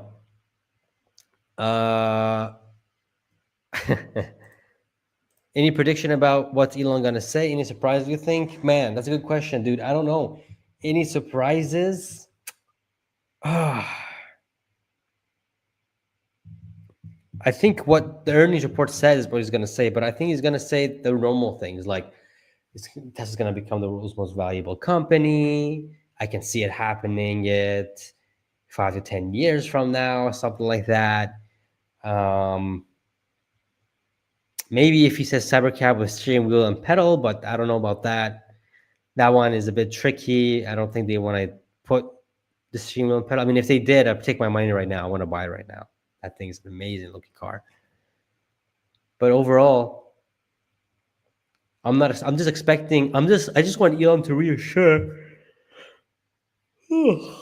everybody about this. Robotaxi. Give us a date on Robotaxi, man. Like, come on. Like, why? Come on. Expand it, dude. Expand Robotaxi. Let's speed this up a little bit, you know? FSD, these things, the things that really matter. That's what I want him to say. The cellular satellite network he will release with phone production, but that's for SpaceX and X. Nothing to do with Tesla, though, you know? We have to thank Trump and Mega for the lovely tariffs. Too beautiful. Way to increase COGS. Yeah. Think Tesla needs to pass the cost to consumers soon. But then who's going to buy the Teslas? Who's going to buy? I hope he does. Oh, something happened. Oh, something happened. Something happened. All right, looks like there's a sound. Looks like we're here. Can you guys hear that sound? Do a quick sound check. Can you guys get the sound check? Can you guys hear that? Let me know in the chat if you guys can hear it. If you guys can hear this or not. Can you hear this? Let me know. Apparently there's a copyrighted music, so I can't really put... Okay, good. You guys can hear it? Good. So what I'm going to do, I'm just going to put it on low. So as soon as they start speaking, all STF. Cool. So I hope he doesn't have low energy. Yeah, me too. Pejjy, you much into chess? I like to play chess sometimes. Don't you feel like a weak earning? Don't you feel with the weak earnings, but his pay package vote in just a couple of weeks, Elon is going to put a Grammy type? He has to. He kind of has to. I have a bad feeling about what Elon's going to say. My God, don't say that, dude. That's our only hope right now. What is the stock right now, actually? The stock pre-market, after-market is down 1.5%. So market doesn't care about earnings, which is interesting. I have experience working at a $50 billion autonomous driving company. The main problem is that both laser and vision solutions rely on edge of the road, which is stupid and very unstable. Okay, but it looks like Elon's way or Tesla's way does not seem to be the case. Maybe stable for slam, okay. Very difficult on the road. Can Tesla make labubus to fund short-term? What the heck's a labubu? Thank you, Greg. Right now I'm on low energy because it's like past midnight. I'm tired. And because we missed on the earnings. Good, you guys can hear it. Good stuff. When Tesla hits 575, you should have a weekend party at a location in the US for all your followers. Dude, I'll have a party regardless when I come to the US. I don't know, maybe in Texas or California. Maybe even at the Tesla diner. That'd be pretty cool. We can have some sort of a gathering there. Because I really want to meet you guys. It's gonna be awesome. Yes, good. You guys can hear it. Elon, pump it to 575. Flipping awesome. I love it. So 2 more minutes, guys, until we start. It's gonna be flipping awesome. What I will do is I'll mute myself, of course, as usual. And I will I won't hide myself, but we'll all listen together. I'll react to it, I guess, until it's finished. Fabo, I'm thinking maybe next summer too. Maybe we can do like an event in Toronto with the Tesla guys, because we're both Canadian. We're both from Toronto. We can, do a Tesla event, a Tesla get together in Toronto. I think that'd be pretty awesome. I think we can get a good party going on. I think that'd be really cool. Yeah, and then we can do something like that in the US. You'd be down. Yeah, I think everyone will be happy. We could do like a big event. Yeah, I think it'd be cool. We'll like invite people and stuff like that. It needs a lot of planning, but I think it's worth doing. Maybe we can get what's his name? Our boy Juju from Vancouver to Toronto. Get him in it too, Get all the Tesla, get all the Canadian Teslas here. You can also get what's his name, Canada FSD. What's his name? But he's in Vancouver too. Anyways, maybe we can gather up in Alberta or something in the beautiful mountains. I don't know. We'll see. We'll see. So, yeah, we can do some stuff there with that. It's gonna be a lot of fun. That's what I'm saying, SSS. The market doesn't care about a miss or a beat. They care about the earnings call. That's all they care about. That's all they care about, the earnings call. What Elon's gonna say, especially with Tesla, because they know the next S curves are the thing that matters. That matters. So yeah, let's go. I'm in. I will help and chip in to help. Randy, are you? You're in the US, right? Okay, if you're in the US, then we can do the US one. Yeah, definitely. I think the US will be great, bro. Jasper National Park Drive. That would be flipping beautiful, but that'd be insane. We gotta get like a whole bunch of cameras and make a massive live stream or YouTube video. I think it's gonna be a lot of fun. Yeah. Doesn't need to sell more cars to Democrats. Political stuff. I don't know, man. Yeah. Elon's gonna put up the performance of a lifetime. Just let's see what happens. Let's see what happens, guys. It's time. It's time. We're just waiting for them to come and start the live stream. Come on, guys. Don't be late. You guys are usually late for these things. Let's see what happens. Yes, Connecticut. Oh, Connecticut. I own a resort in Vermont. I will donate. Oh my God. Okay. You give me ideas, Randy. You give me ideas. Make sure you DM me on X so we don't forget about this. This will be a lot of fun to plan for the US. Let's go. 5:31. Let's go. Come on. It should be time. It should be time. Come on. Come on.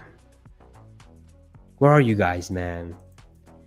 I hope this earnings call, I guess, is one of those legendary ones that we'll refer to in 10 years. Let's see. Thank you for reading my comments out loud. I try to read everybody's comments out loud. How many people do we have live streaming here? Over 4,000. Nice. Over 4,000. Let's see. Let's see. Liverpool, bro, at least it's 10:30 for you. It's 12:30 for me here, AM. God. And if I was in Dubai, this would be 1:30 AM. Sheesh. Well, let's see. There's rumors going around that Tesla may come to Kuwait in the first quarter of 2026. Let's see. Texas. Dude, I really want to move to Texas. Like, that's like my dream state. My only worry about Texas is like the amount of like shootings there are. Like, Texas is one of those states that have a lot of shootings. I don't know, man. That's my only worry. But other than that, Texas has a lot of opportunity, like a crazy amount of opportunity. The cost is low too. Property tax is high, but other than that, it's livable. Not like flipping Toronto. Toronto's ridiculous. Bro, I gotta become a Canadian citizen. I gotta become an American citizen to get a gun. How the heck can I get a gun? Can't get a gun. Bro, stack them stacks when it goes red and hold long term. You'll do well. Elon doing lines of coke right getting himself hyped. That'd be insane. Oh, what is that? No, it's still techno music. Darn it. Stay out of liberal cities and you'll be fine. But liberal city, Texas is not a liberal state or a city. They're a, conservative one. Toronto is so unfortunate. Yeah, Toronto's ridiculous. It's I don't know how people are surviving. It's just so bad right now. Don't move to the US. ICE will be after you, bro. I'll come there legally, man. Don't worry. I'm not gonna come there legally. I'll come there legally. I'll have my papers and everything. Don't worry. Still buying shares. Good. Electrified AI, bro. I love your comments. Your 50 points or 100 points of why you're buying stock. I love it. Love it. Elon shooting creatine right now into his arm. No, red state, love it. Live from Virginia, love it. Everyone living in debt. Yep. I feel bad for Canadians. Texas sucks? No, man. I'm hearing the opposite from everybody. They love Texas. And I think I'm gonna love Texas too. But I gotta go see what's happening in that state. We can never have enough shares, bro. Bro, okay, can these guys start already? Can these guys start?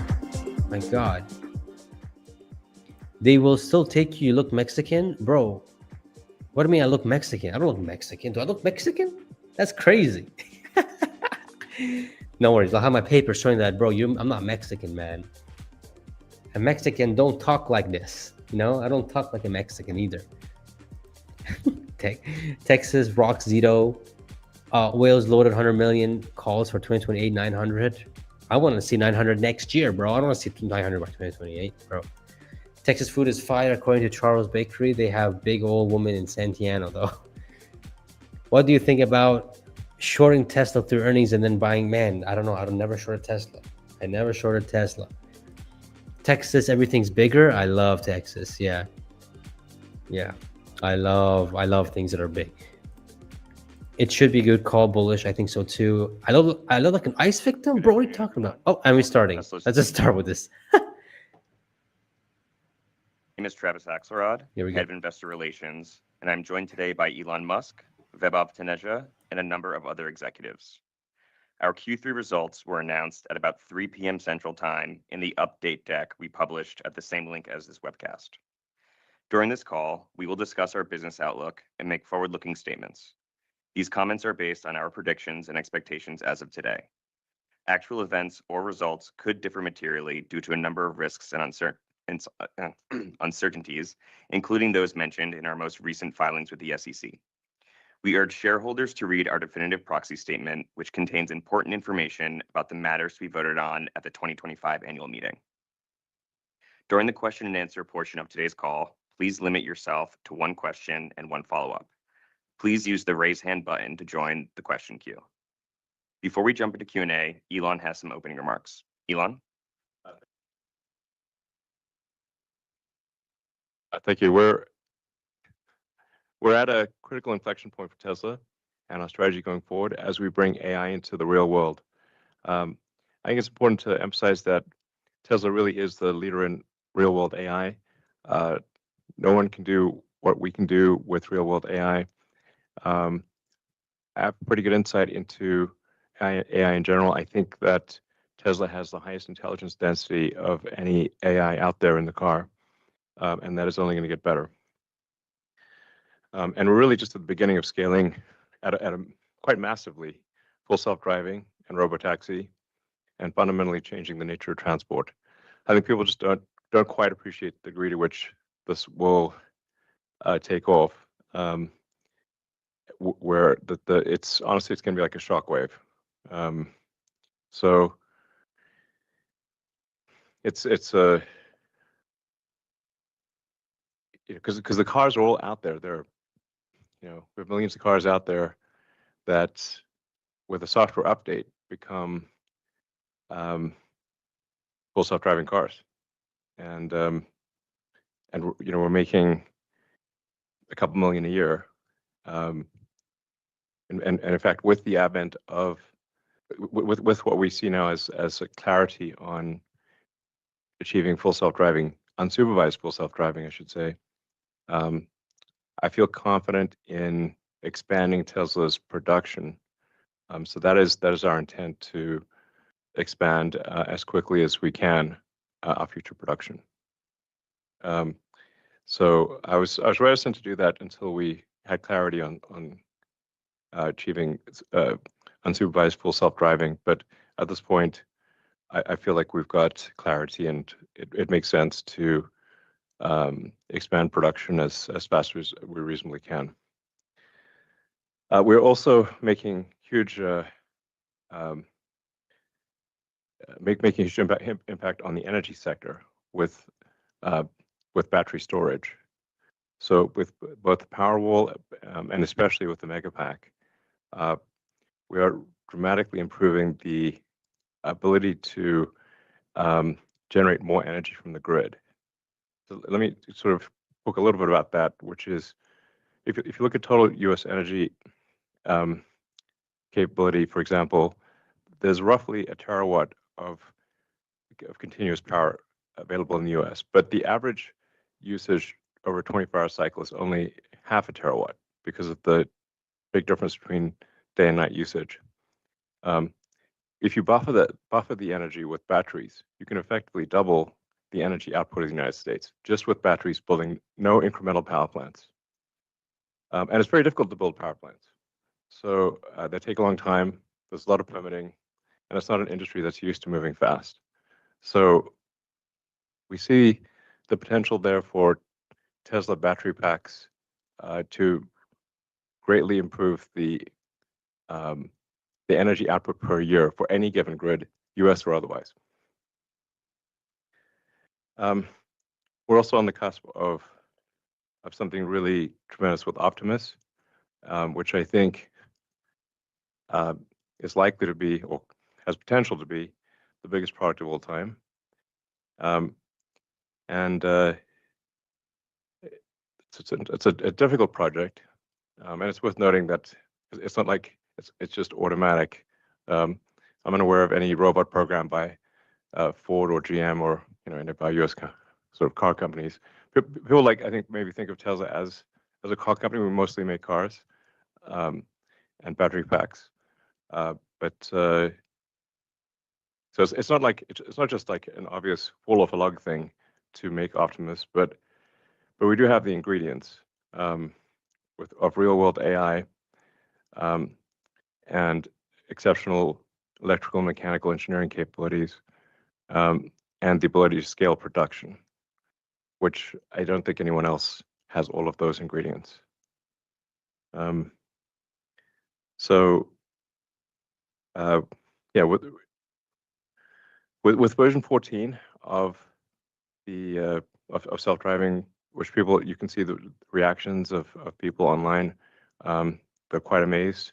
And actually, anyone in the US can get version 14 if they just go and select, I want the advanced software in their car.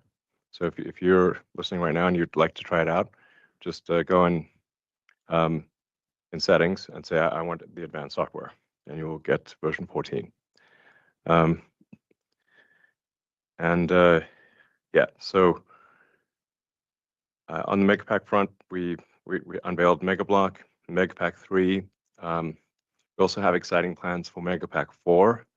Megapack 4 will incorporate a lot of what is normally in a substation and be able to output at probably 35 kilovolts directly. So this greatly improves our ability to deploy Megapack because it's not dependent on building a substation up through 35 kV for Megapack 4. So that'll be next. That's the engineering priority for Megapack, and we look forward to unveiling Optimus V3.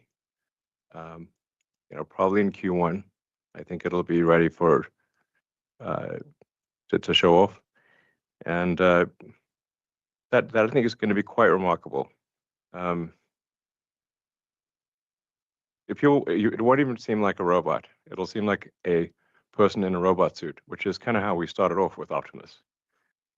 But it'll seem so real that you'll need to poke it, I think, to believe that it's actually a robot. And obviously, the real world intelligence we've developed for the car, most of that transfers to Optimus. So it's a very good starting point. In conclusion, we're excited about the updated mission of Tesla, which is sustainable abundance. So going beyond sustainable energy to say sustainable abundance is the mission, where we believe with Optimus and self-driving that you can actually create a world where there is no poverty, where everyone has access to the finest medical care. Optimus will be an incredible surgeon, for example. And imagine if everyone had access to an incredible surgeon. So I think there's, of course, we need to make sure Optimus is safe and everything, but I do think we're headed for a world of sustainable abundance, and that I'm excited to work with the Tesla team to make that happen. Great. Thank you very much, Elon. Vaibhav also has some opening remarks. Thanks, Travis. Q3 was a special quarter at multiple levels. We set new records not just for deliveries and deployments, but also around a range of financial metrics from total revenues, energy gross profit, energy margins to free cash flow. This was the result of continued confidence of our customers in our products and the relentless efforts by the Tesla team. The strength in deliveries was attributed to strong performance across all regions. Greater China and APAC were up sequentially 33% and 29% respectively. North America was up 28%, while EMEA was up 25%. The pace in deliveries was the function of continued excitement around the new Model Y. We had previously talked about 2025 being the year of the Y, and have since delivered on that promise with the new Model Y released in Q1, followed by Model Y long wheelbase and performance, and more recently, Standard Y in North America and EMEA. We're now operating a robotaxi in 2 markets, Austin and most Bay Area cities. We've already expanded our coverage area in Austin 3 times since the initial launch and are on pace to continue expanding further. Unlike our competitors, our robotaxi fleet blends in the markets we operate in, since they don't have extra sensor sets or peripherals which make them stick out. This is an underappreciated aspect of our current vehicle offerings, which are all designed for autonomous driving. We feel that as people experience the supervised FSD at scale, the demand for our vehicles, like Elon said, would increase significantly. On the FSD adoption front, we've continued to see decent progress. However, note that total paid FSD customer base is still small, around 12% of our current fleet. We're working with regulators in places like China and EMEA to obtain approvals so that we can get FSD in those regions as well. Now, covering a little bit on the financial side, automotive revenues increased 29% sequentially, in line with the growth in deliveries. While regulatory credits declined sequentially, we entered into new contracts and continued delivery on previously entered contracts. Our automotive margins, excluding credits, increased marginally from 15% to 15.4%, which was attributed to improvements in material cost and better fixed cost absorption due to higher volumes. The energy storage business continued to deliver with record deployments, gross profit, and margins. As discussed before, this business has a bigger impact from tariffs as measured by percentage of COGS, since currently all cells procured are from China, while we're still working on other alternatives. However, as the ramp of Mega Factory Shanghai is happening, this is helping us avoid tariffs because we are using this factory to supply the non-US demand. Like Elon said, grid scale storage, the only way we can get to electricity fastest is by using storage. The other thing to keep in mind is we are seeing headwinds in this business given the increase in competition and tariffs. The total tariff impacts for Q3 for both businesses was in excess of $400 million, generally split evenly between them. Services and other demonstrated a marked improvement sequentially. This was a function of improvements primarily in our insurance and service center businesses. Note that while small, our robotaxi costs are included within services and other, along with our other businesses like paid supercharging, used car, parts and merchandise sales, etc. Our operating expenses increased sequentially. The largest increase included in restructuring and other related to certain actions undertaken to reduce cost and improve efficiency through convergence of our AI chip design efforts. Additionally, we incurred legal expenses related to proceedings in certain legal cases, as well as incremental cost incurred in preparation for our shareholder meeting. Such costs are recorded within SG&A. Further, our employee-related spend is increasing, especially in R&D, as we have recently granted various performance-based equity awards to employees working on AI initiatives, and therefore such spend will continue to increase going forward. On other income, our other income decreased sequentially, primarily from mark-to-market adjustments on BTC holdings, which was a much smaller gain of $80 million in Q3 versus $284 million in Q2, with the rest of the movement attributable to FX movements in the quarter. Our free cash flow for the quarter was approximately $4 billion, which was yet another record. Our total cash and investments at the end of the quarter were over $41 billion. On the CapEx front, while we are expecting to be around $9 billion for the current year, we're projecting the numbers to increase substantially in 2026 as we prepare the company for the next phase of growth in terms of not just our existing businesses, but our bets around AI initiatives, including Optimus. In conclusion, note that bringing AI into real world is hard, but we have never shied away from doing what is hard. We are extremely excited about the future and are laying down the foundation, the benefits of which will be realized over years to come. I would like to end by thanking the Tesla team, our customers, our investors, and supporters for the continued belief in us. Thank you very much, Vaibhav. Now let's go to investor questions. From say.com, the first question is, what are the latest robotaxi metrics, fleet size, cumulative miles, rides completed, intervention rates, and when will safety drivers be removed? What are the obstacles still preventing unsupervised FSD from being deployed to customer vehicles? I'll start off with that, and then Ashok can elaborate. But we are expecting to have no safety drivers in at least large parts of Austin by the end of this year. So within a few months, we expect to have no safety drivers at all, at least in parts of Austin. We're obviously being very cautious about the deployment. So our goal is to actually be paranoid about deployment because obviously even one accident will be front page headline news worldwide. So it's better for us to take a cautious approach here. But we do expect to have no safety drivers in the car in Austin within a few months.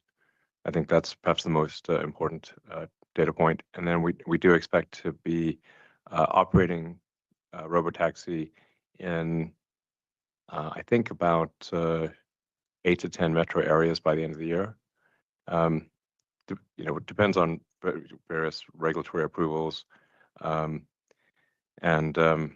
you can actually, I think most of our regulatory applications are online. You can kind of see them because they're public information.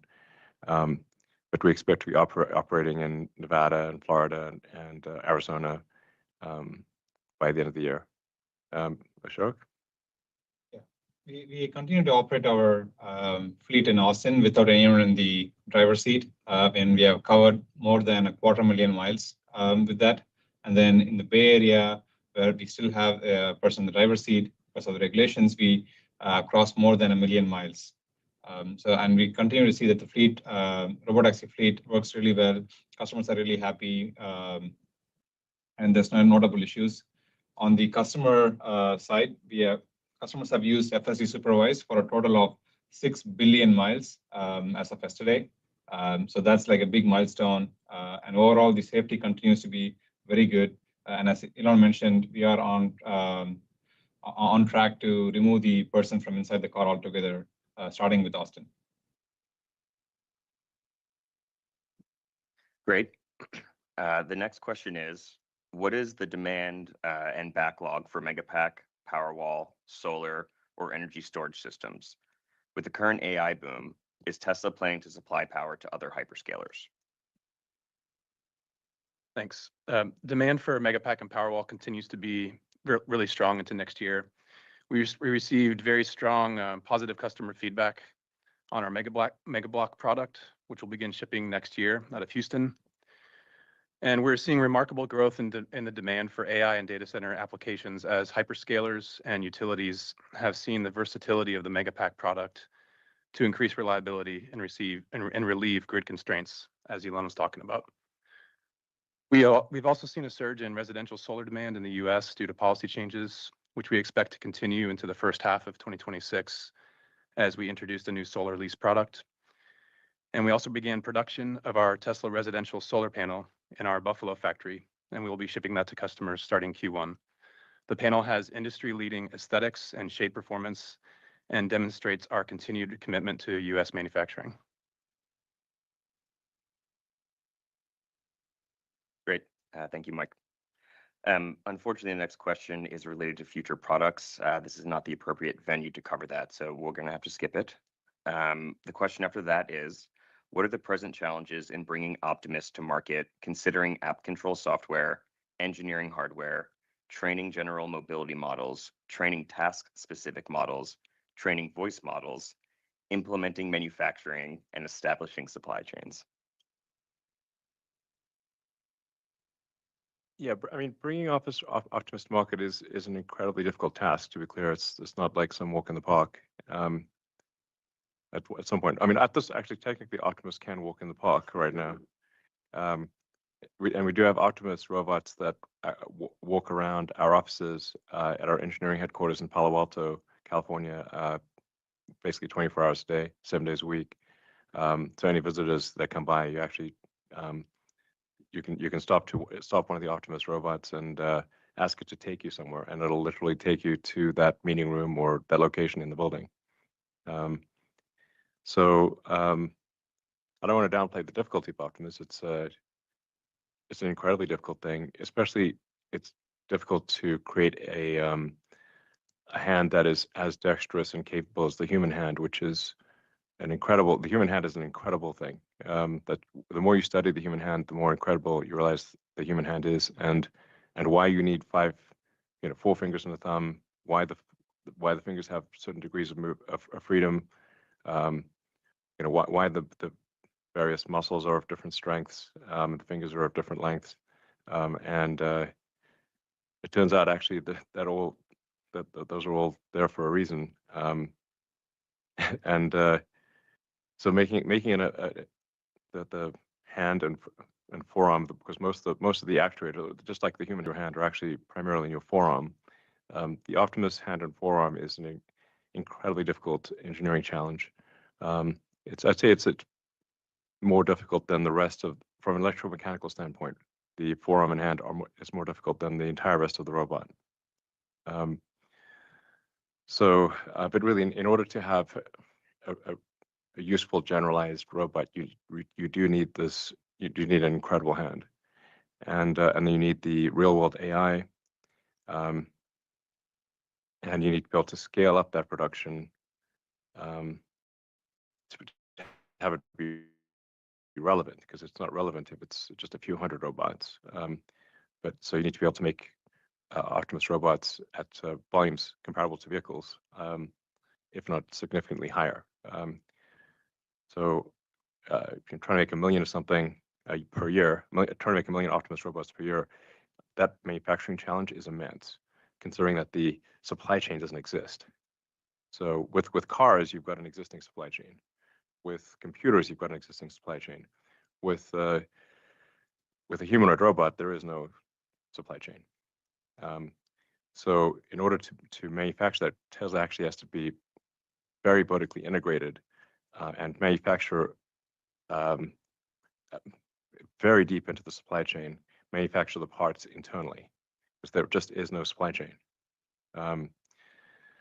So this is the kind of thing where I'm like, if I put myself in the position of a startup trying to make a humanoid robot, I'm like, I don't know how to do it without an immense amount of manufacturing technology. So that's why I think like Tesla's in almost a unique, I think unique position when you consider manufacturing technology scaling, real world AI, and a truly dexterous hand. Those are generally the things that are missing when you read about other robots, that they just don't have those 3 things. So I think we can achieve all those things, those three things, with an immense amount of work. And that is the game plan. So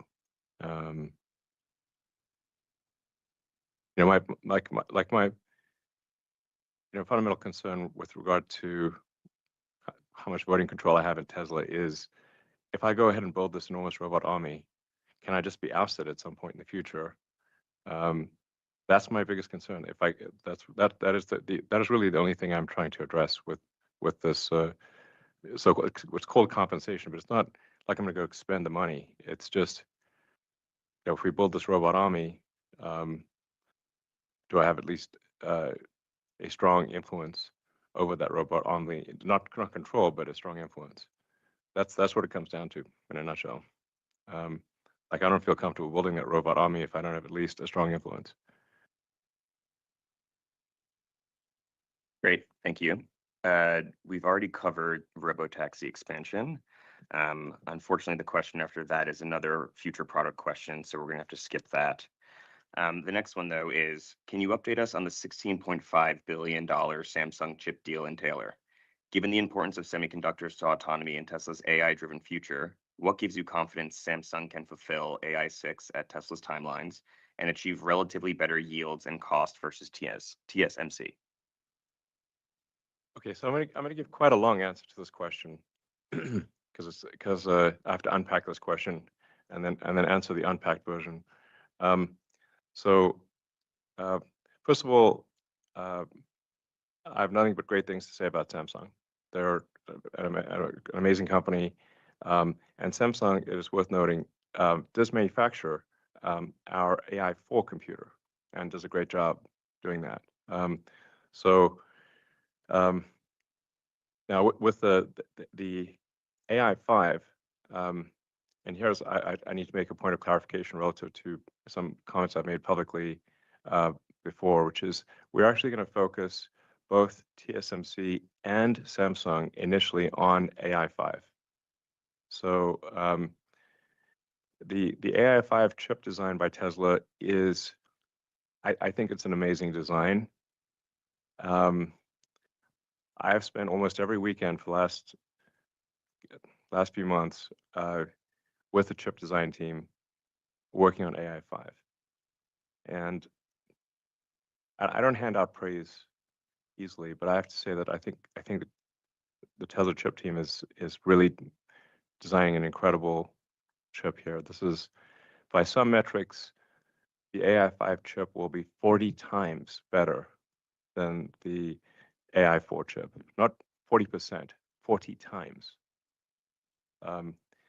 Because we have a detailed understanding of the entire software and hardware stack. So we're designing the hardware to address all of the pain points in software. So I don't think there really isn't anyone that's doing this, the entire stack, all the way through real world, calibrating against the real world where you've got cars and robots in real world. That, like, we know what the chip needs to do, and we know what, just as importantly, we know what the chip doesn't need to do.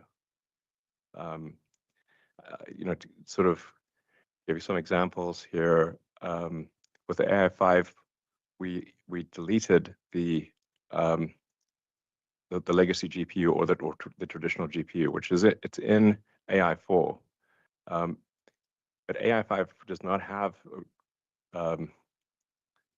We just deleted the legacy GPU because it basically is a GPU. So we also deleted the image signal processor, and there's like a long list of deletions that are very important. As a result of these deletions, we can actually fit AI5 in a half reticle, and with good margin for the traces from the memory to the Tesla trip accelerators, the ARM CPU cores, and the PCI X the PCI blocks. So This is a beautiful chip. I've poured so much life energy into this chip personally, and I'm confident this is going to be a winner next level. So it makes sense to have both Samsung and TSMC focus on AI5.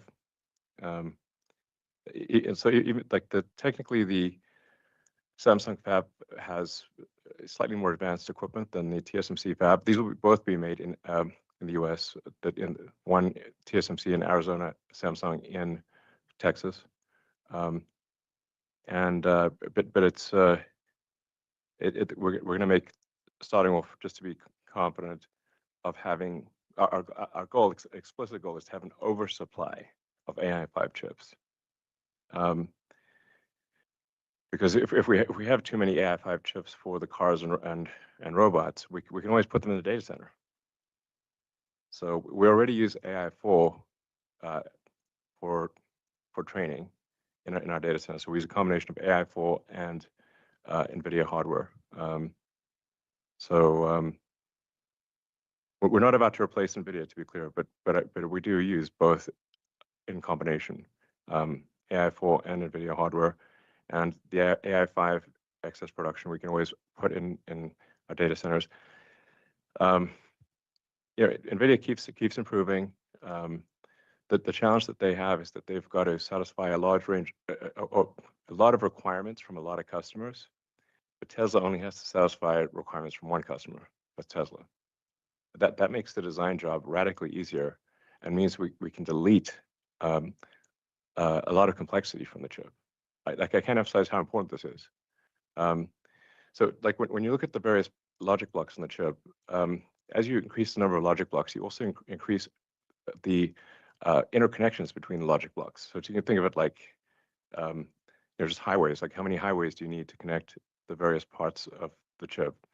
And especially if you're not sure how much data is going to go between each logic block on the chip, then you kind of end up having giant highways going all over the place. It becomes an almost impossibly difficult design problem, and NVIDIA's done an amazing job of dealing with almost an impossibly difficult set of requirements.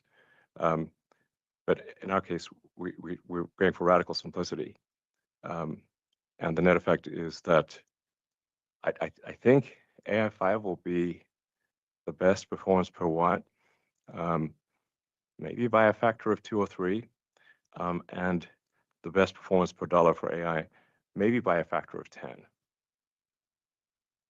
So, that's, we'll have to, the proof's in the pudding. So obviously we need to actually get this chip made and made at scale. But that's what it looks like. Great. Thank you, Elon. We've already covered unsupervised FSD. So the next question is, instead of trying to replace hardware 3 with hardware 4, why not give an equal incentive to trade in for a new vehicle? Yeah, we've not completely given up on hardware 3.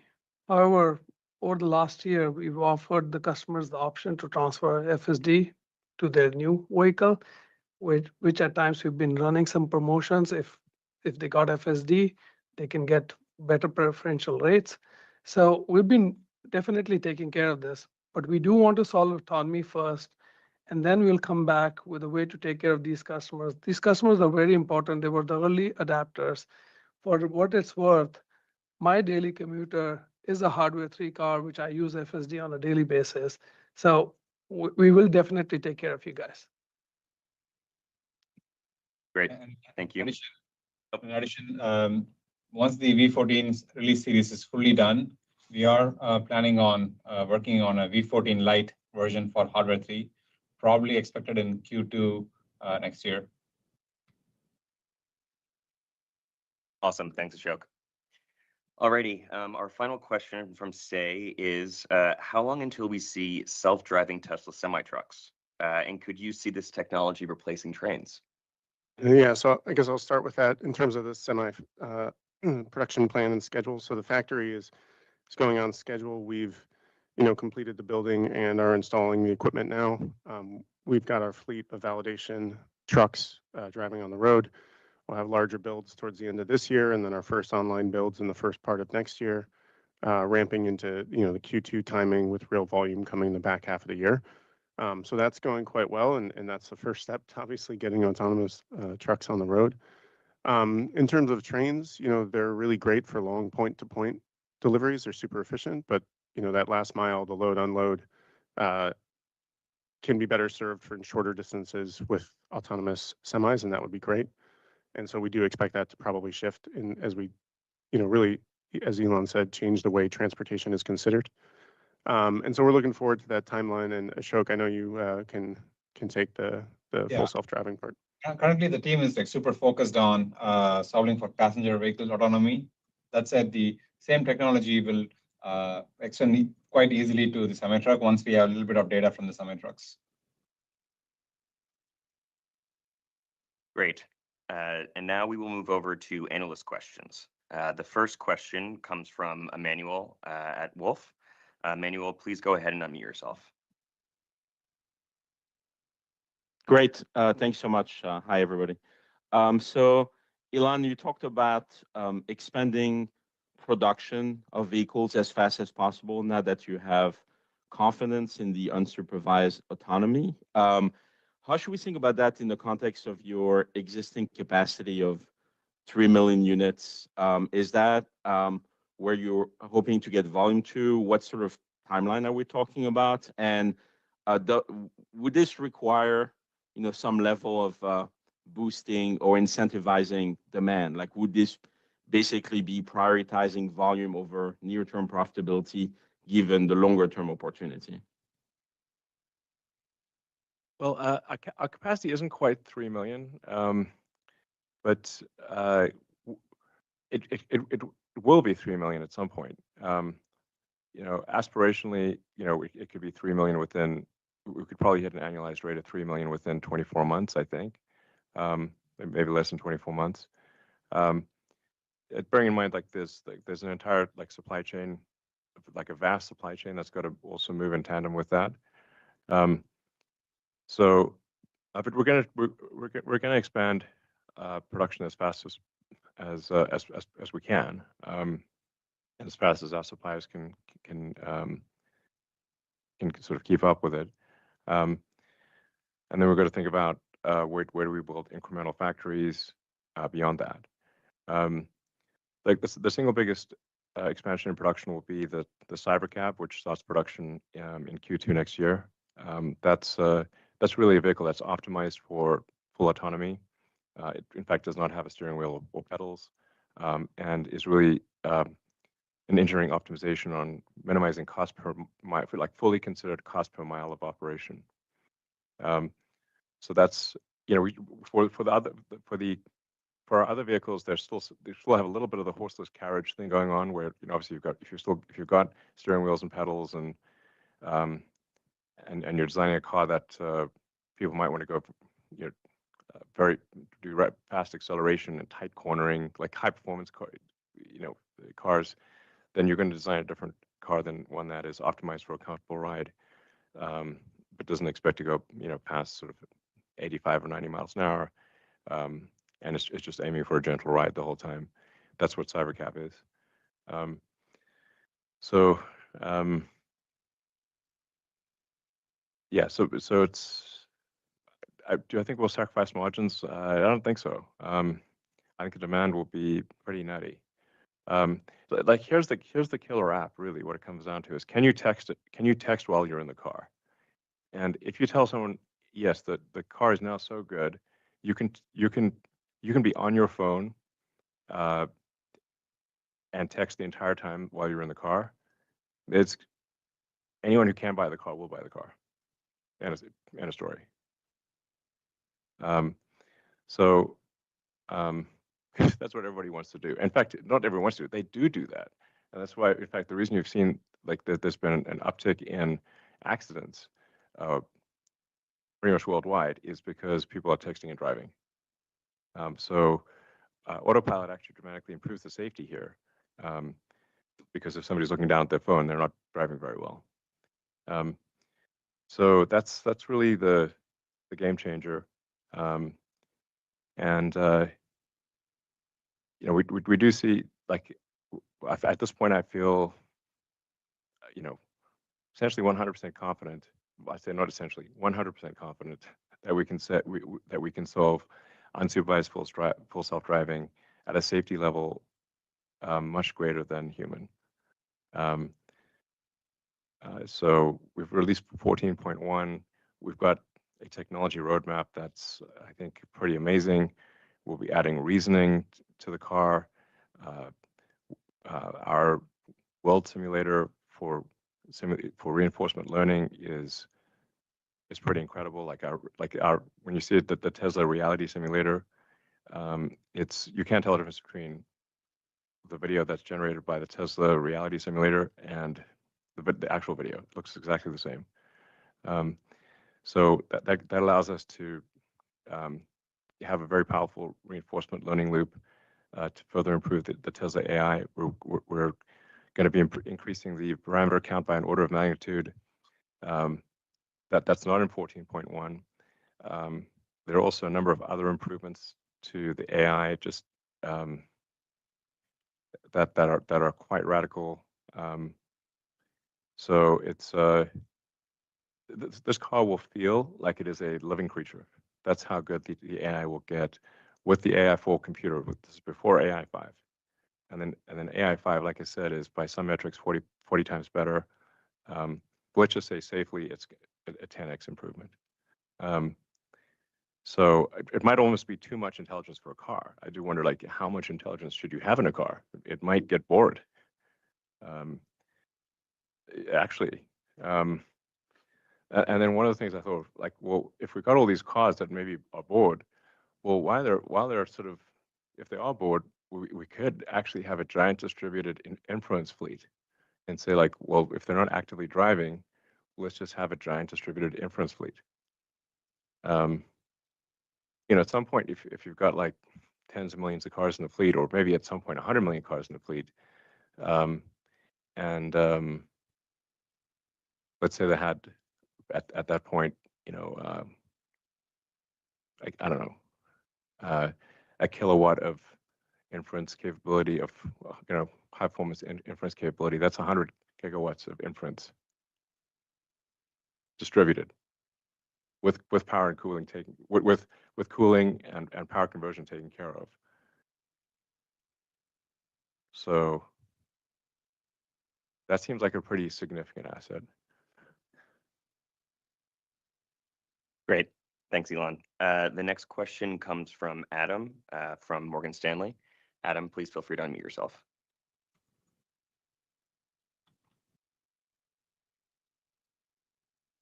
Adam, go ahead and ask your question.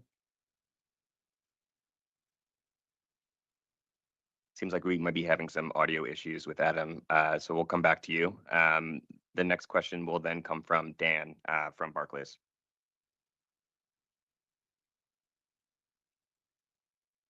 Hi, good evening. Thank you for taking the question.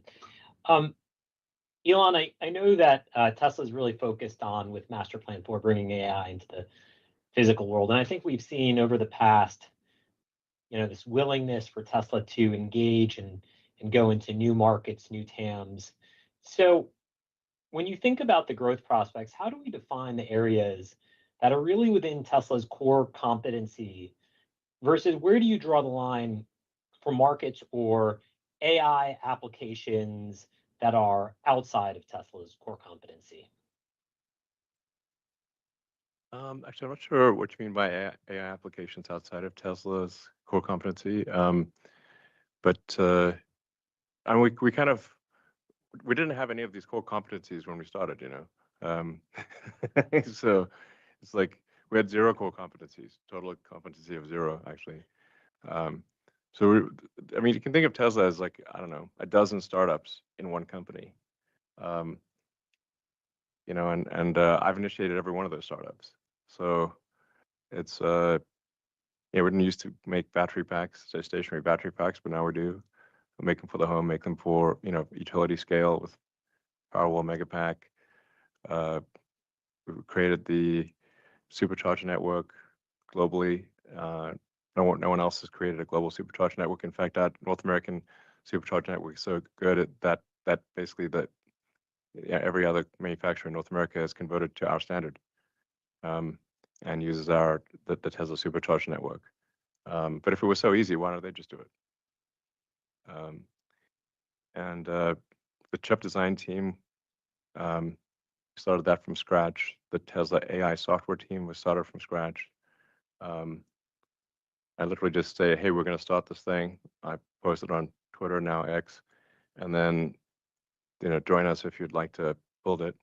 In fact, Ashok was, I believe, the first person I interviewed for the Tesla Autopilot team, which we now call the Tesla AI software team, because it is the AI software team. So it's core competencies created while you wait.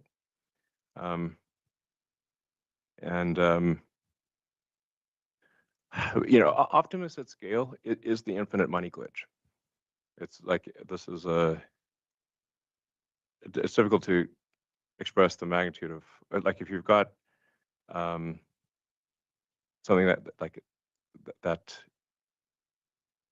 if Optimus, I think, could probably achieve 5x the productivity of a person per year because it can operate 24/7. It doesn't even need to charge. It can operate it tethered, so it's plugged in the whole time. That's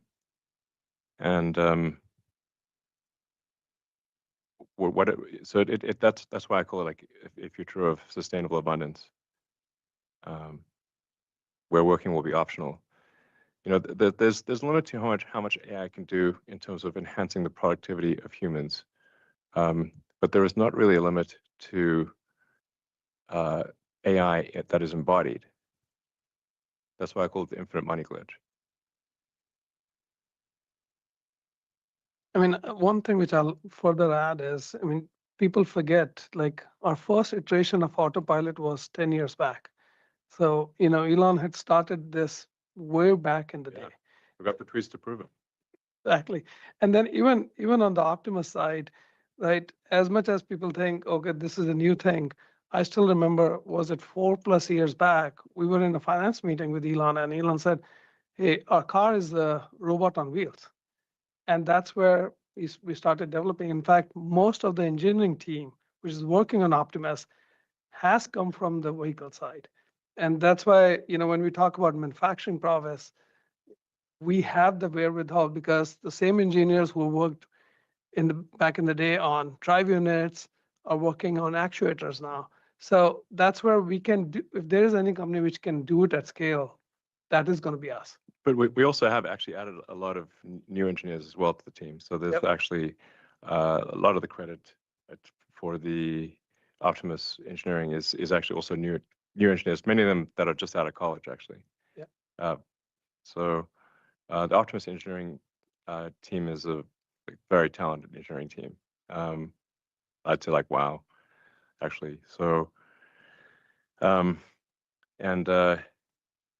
the Optimus reviews at this point are there's the engineering review, and then there's the manufacturing review being done simultaneously with an iterative loop between engineering design and manufacturing. Because then we design something and we say, like, oh man, that's really difficult to make. We need to change that design to make it easier to manufacture.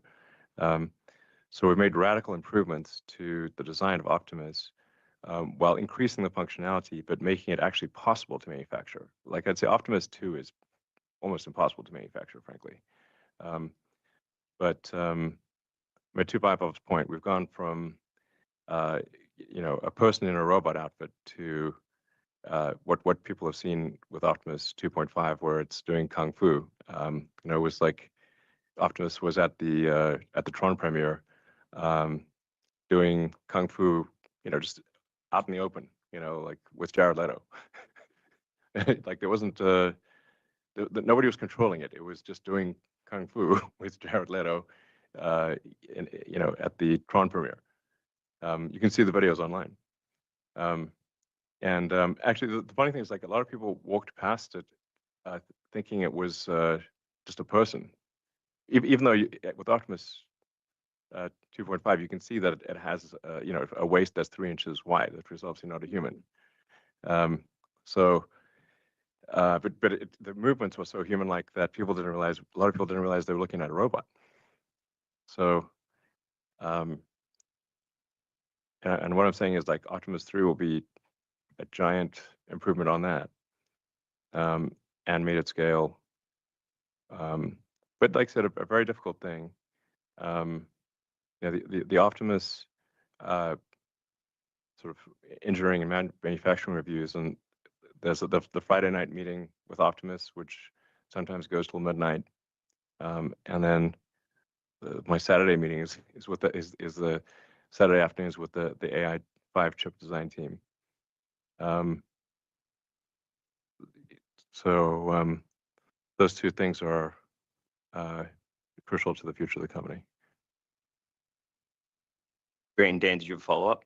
Yeah, just as a related, maybe you could just talk about to what extent are the AI efforts at Tesla and xAI complementary, or are they just different forms of AI? Maybe you could just help distinguish for the audience. Thank you. Yeah, there are different forms of AI. So the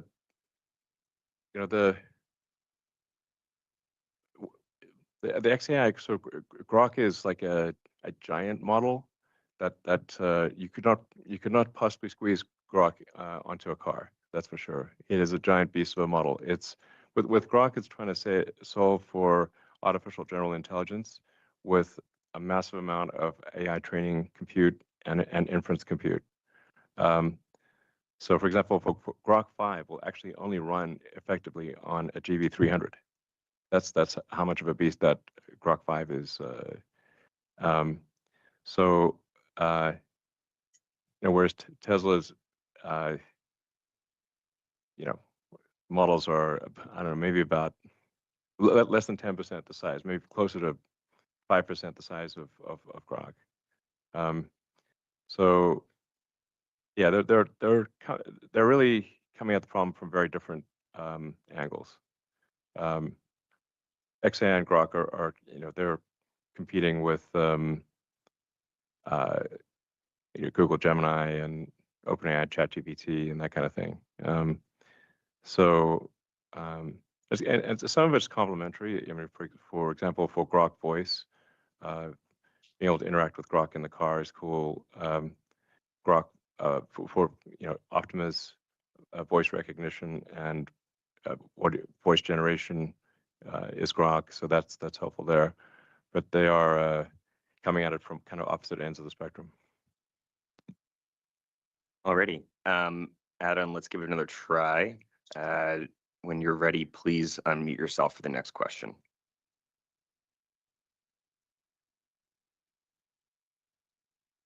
Alrighty, unfortunately, still having audio issues. So we're going to move on to Walt from Lightshed.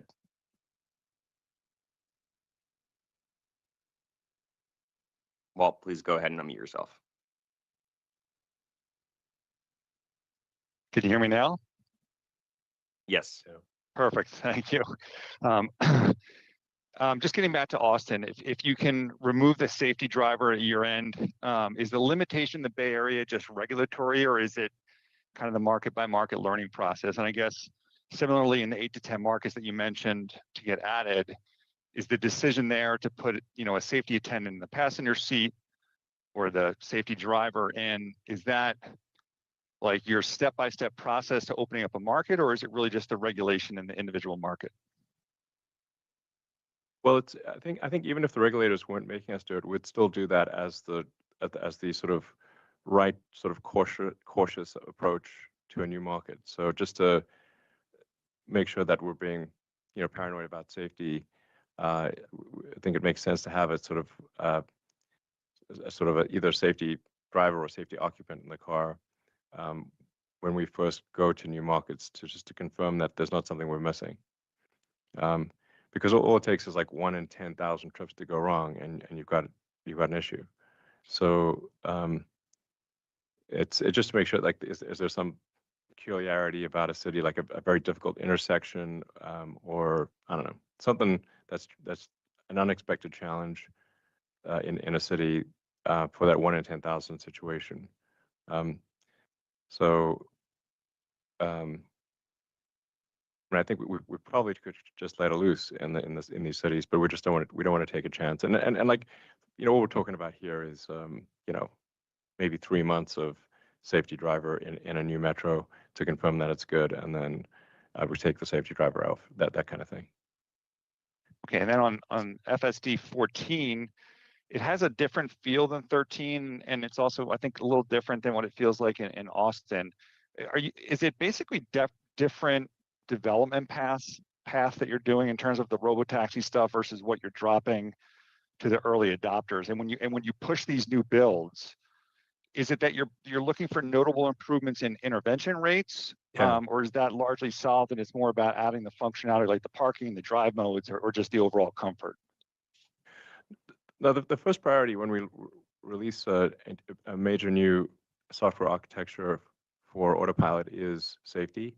So it starts off with safety, obviously safety prioritized, and then we solve comfort thereafter, which is why I don't recommend people take the initial version like that's why I say most people should wait until 14.2 before they actually download version 14, because by 14.2 we will have addressed many of the comfort issues.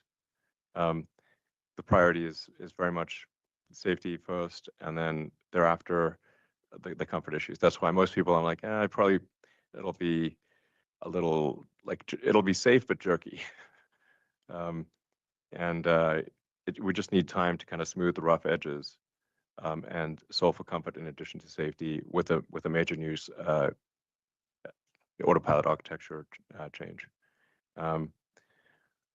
But it really is. I mean, I know what the roadmap is for the Tesla real world AI and at a very granular detail. Obviously, Ashok is leading that. I mean, I spent a lot of time with the team going, in like excruciating detail here on what we're doing to improve the real world AI. Like I said, this car is going to feel like it is a living creature, and that's with AI 4 before even AI 5.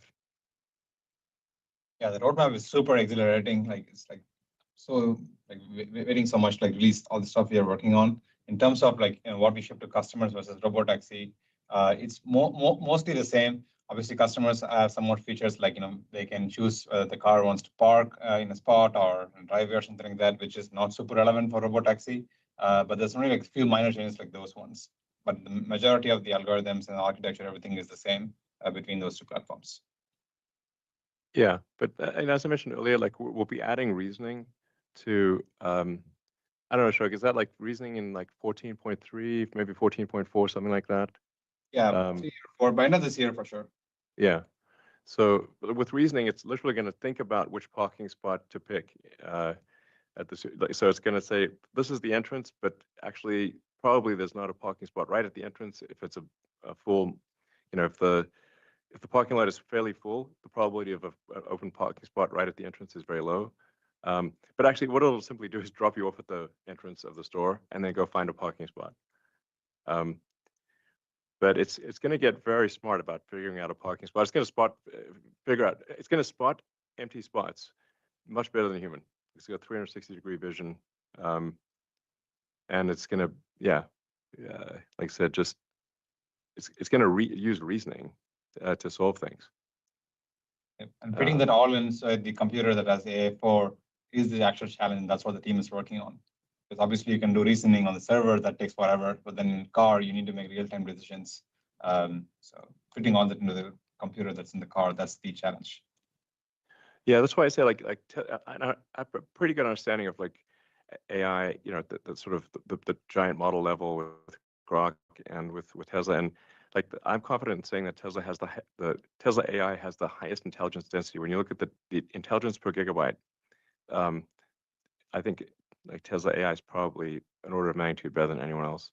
And it doesn't have any choice because that AI has got to fit in the AI4 computer. But the discipline of having that level of AI intelligence density will pay great dividends when you go to something that has an order of magnitude more capability like AI 5. Now you have that same intelligence density, but you've got 10 times more capability in the computer. Great. The next question will come from Colin at Oppenheimer. Colin, please unmute yourself when you're ready.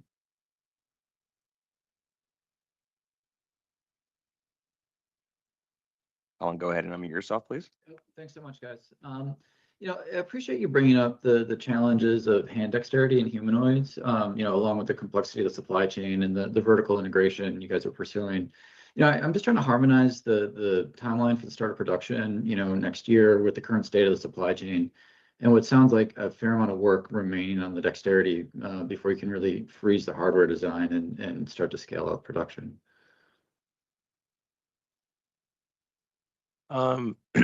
Well, the hardware design will not actually be frozen even through startup production.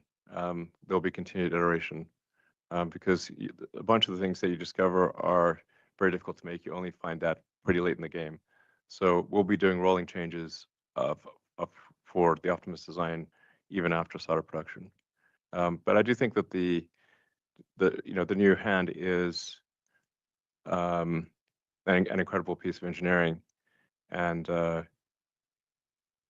that's like I said, we'll have a production intent prototype ready to show off in Q1, probably February or March, and then we're going to be building a million unit Optimus production line. Hopefully with a production start towards the end of next year. But that production ramp will take a while to get to annualized rate of 1 million because it's going to move as fast as the slowest, dumbest, least lucky thing out of 10,000 unique items. But it will get to 1 million units, and then ultimately, we'll do Optimus 4. That'll be 10 million units. Optimus 5 maybe 50 to 100 million units. I mean, it's really pretty nutty.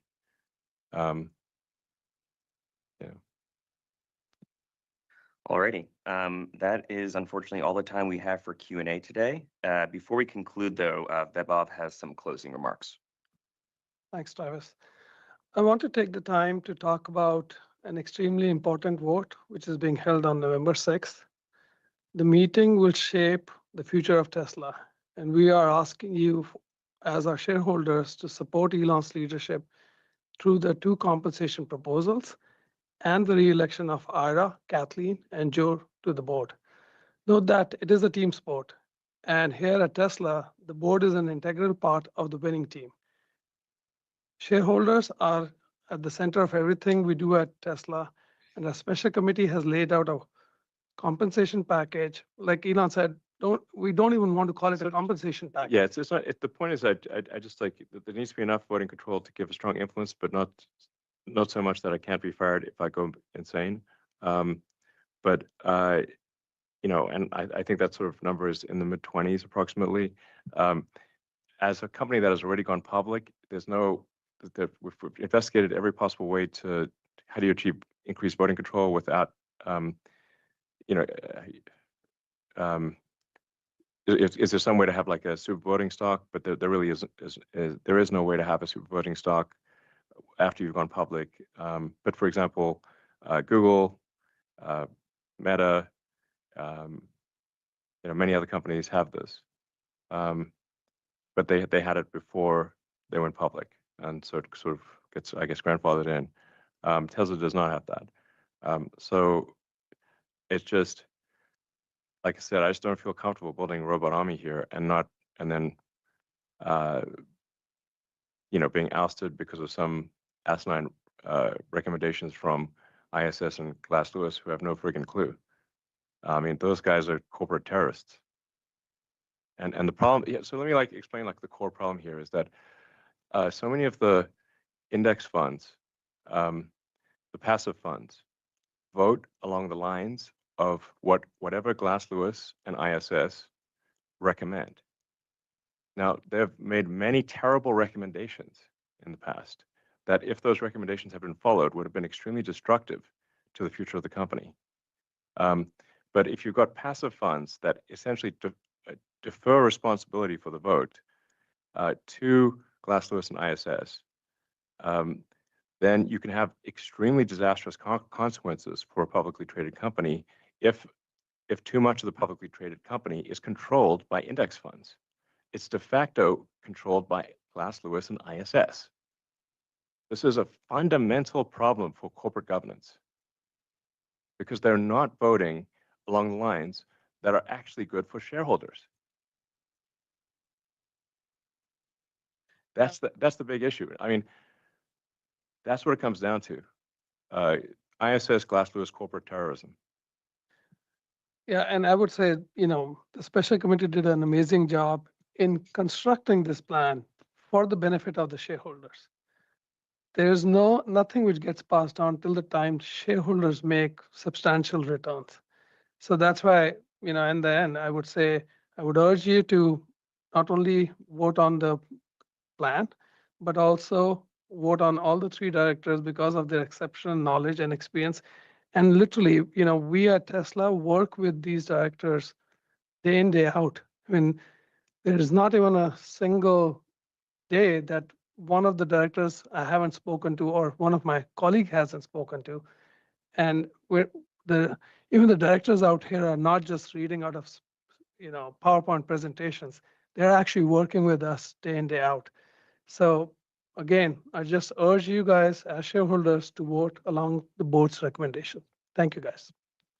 Great. Thank you, Vaibhav. We appreciate everyone's questions today. We look forward to talking to you next quarter. Thank you very much and goodbye.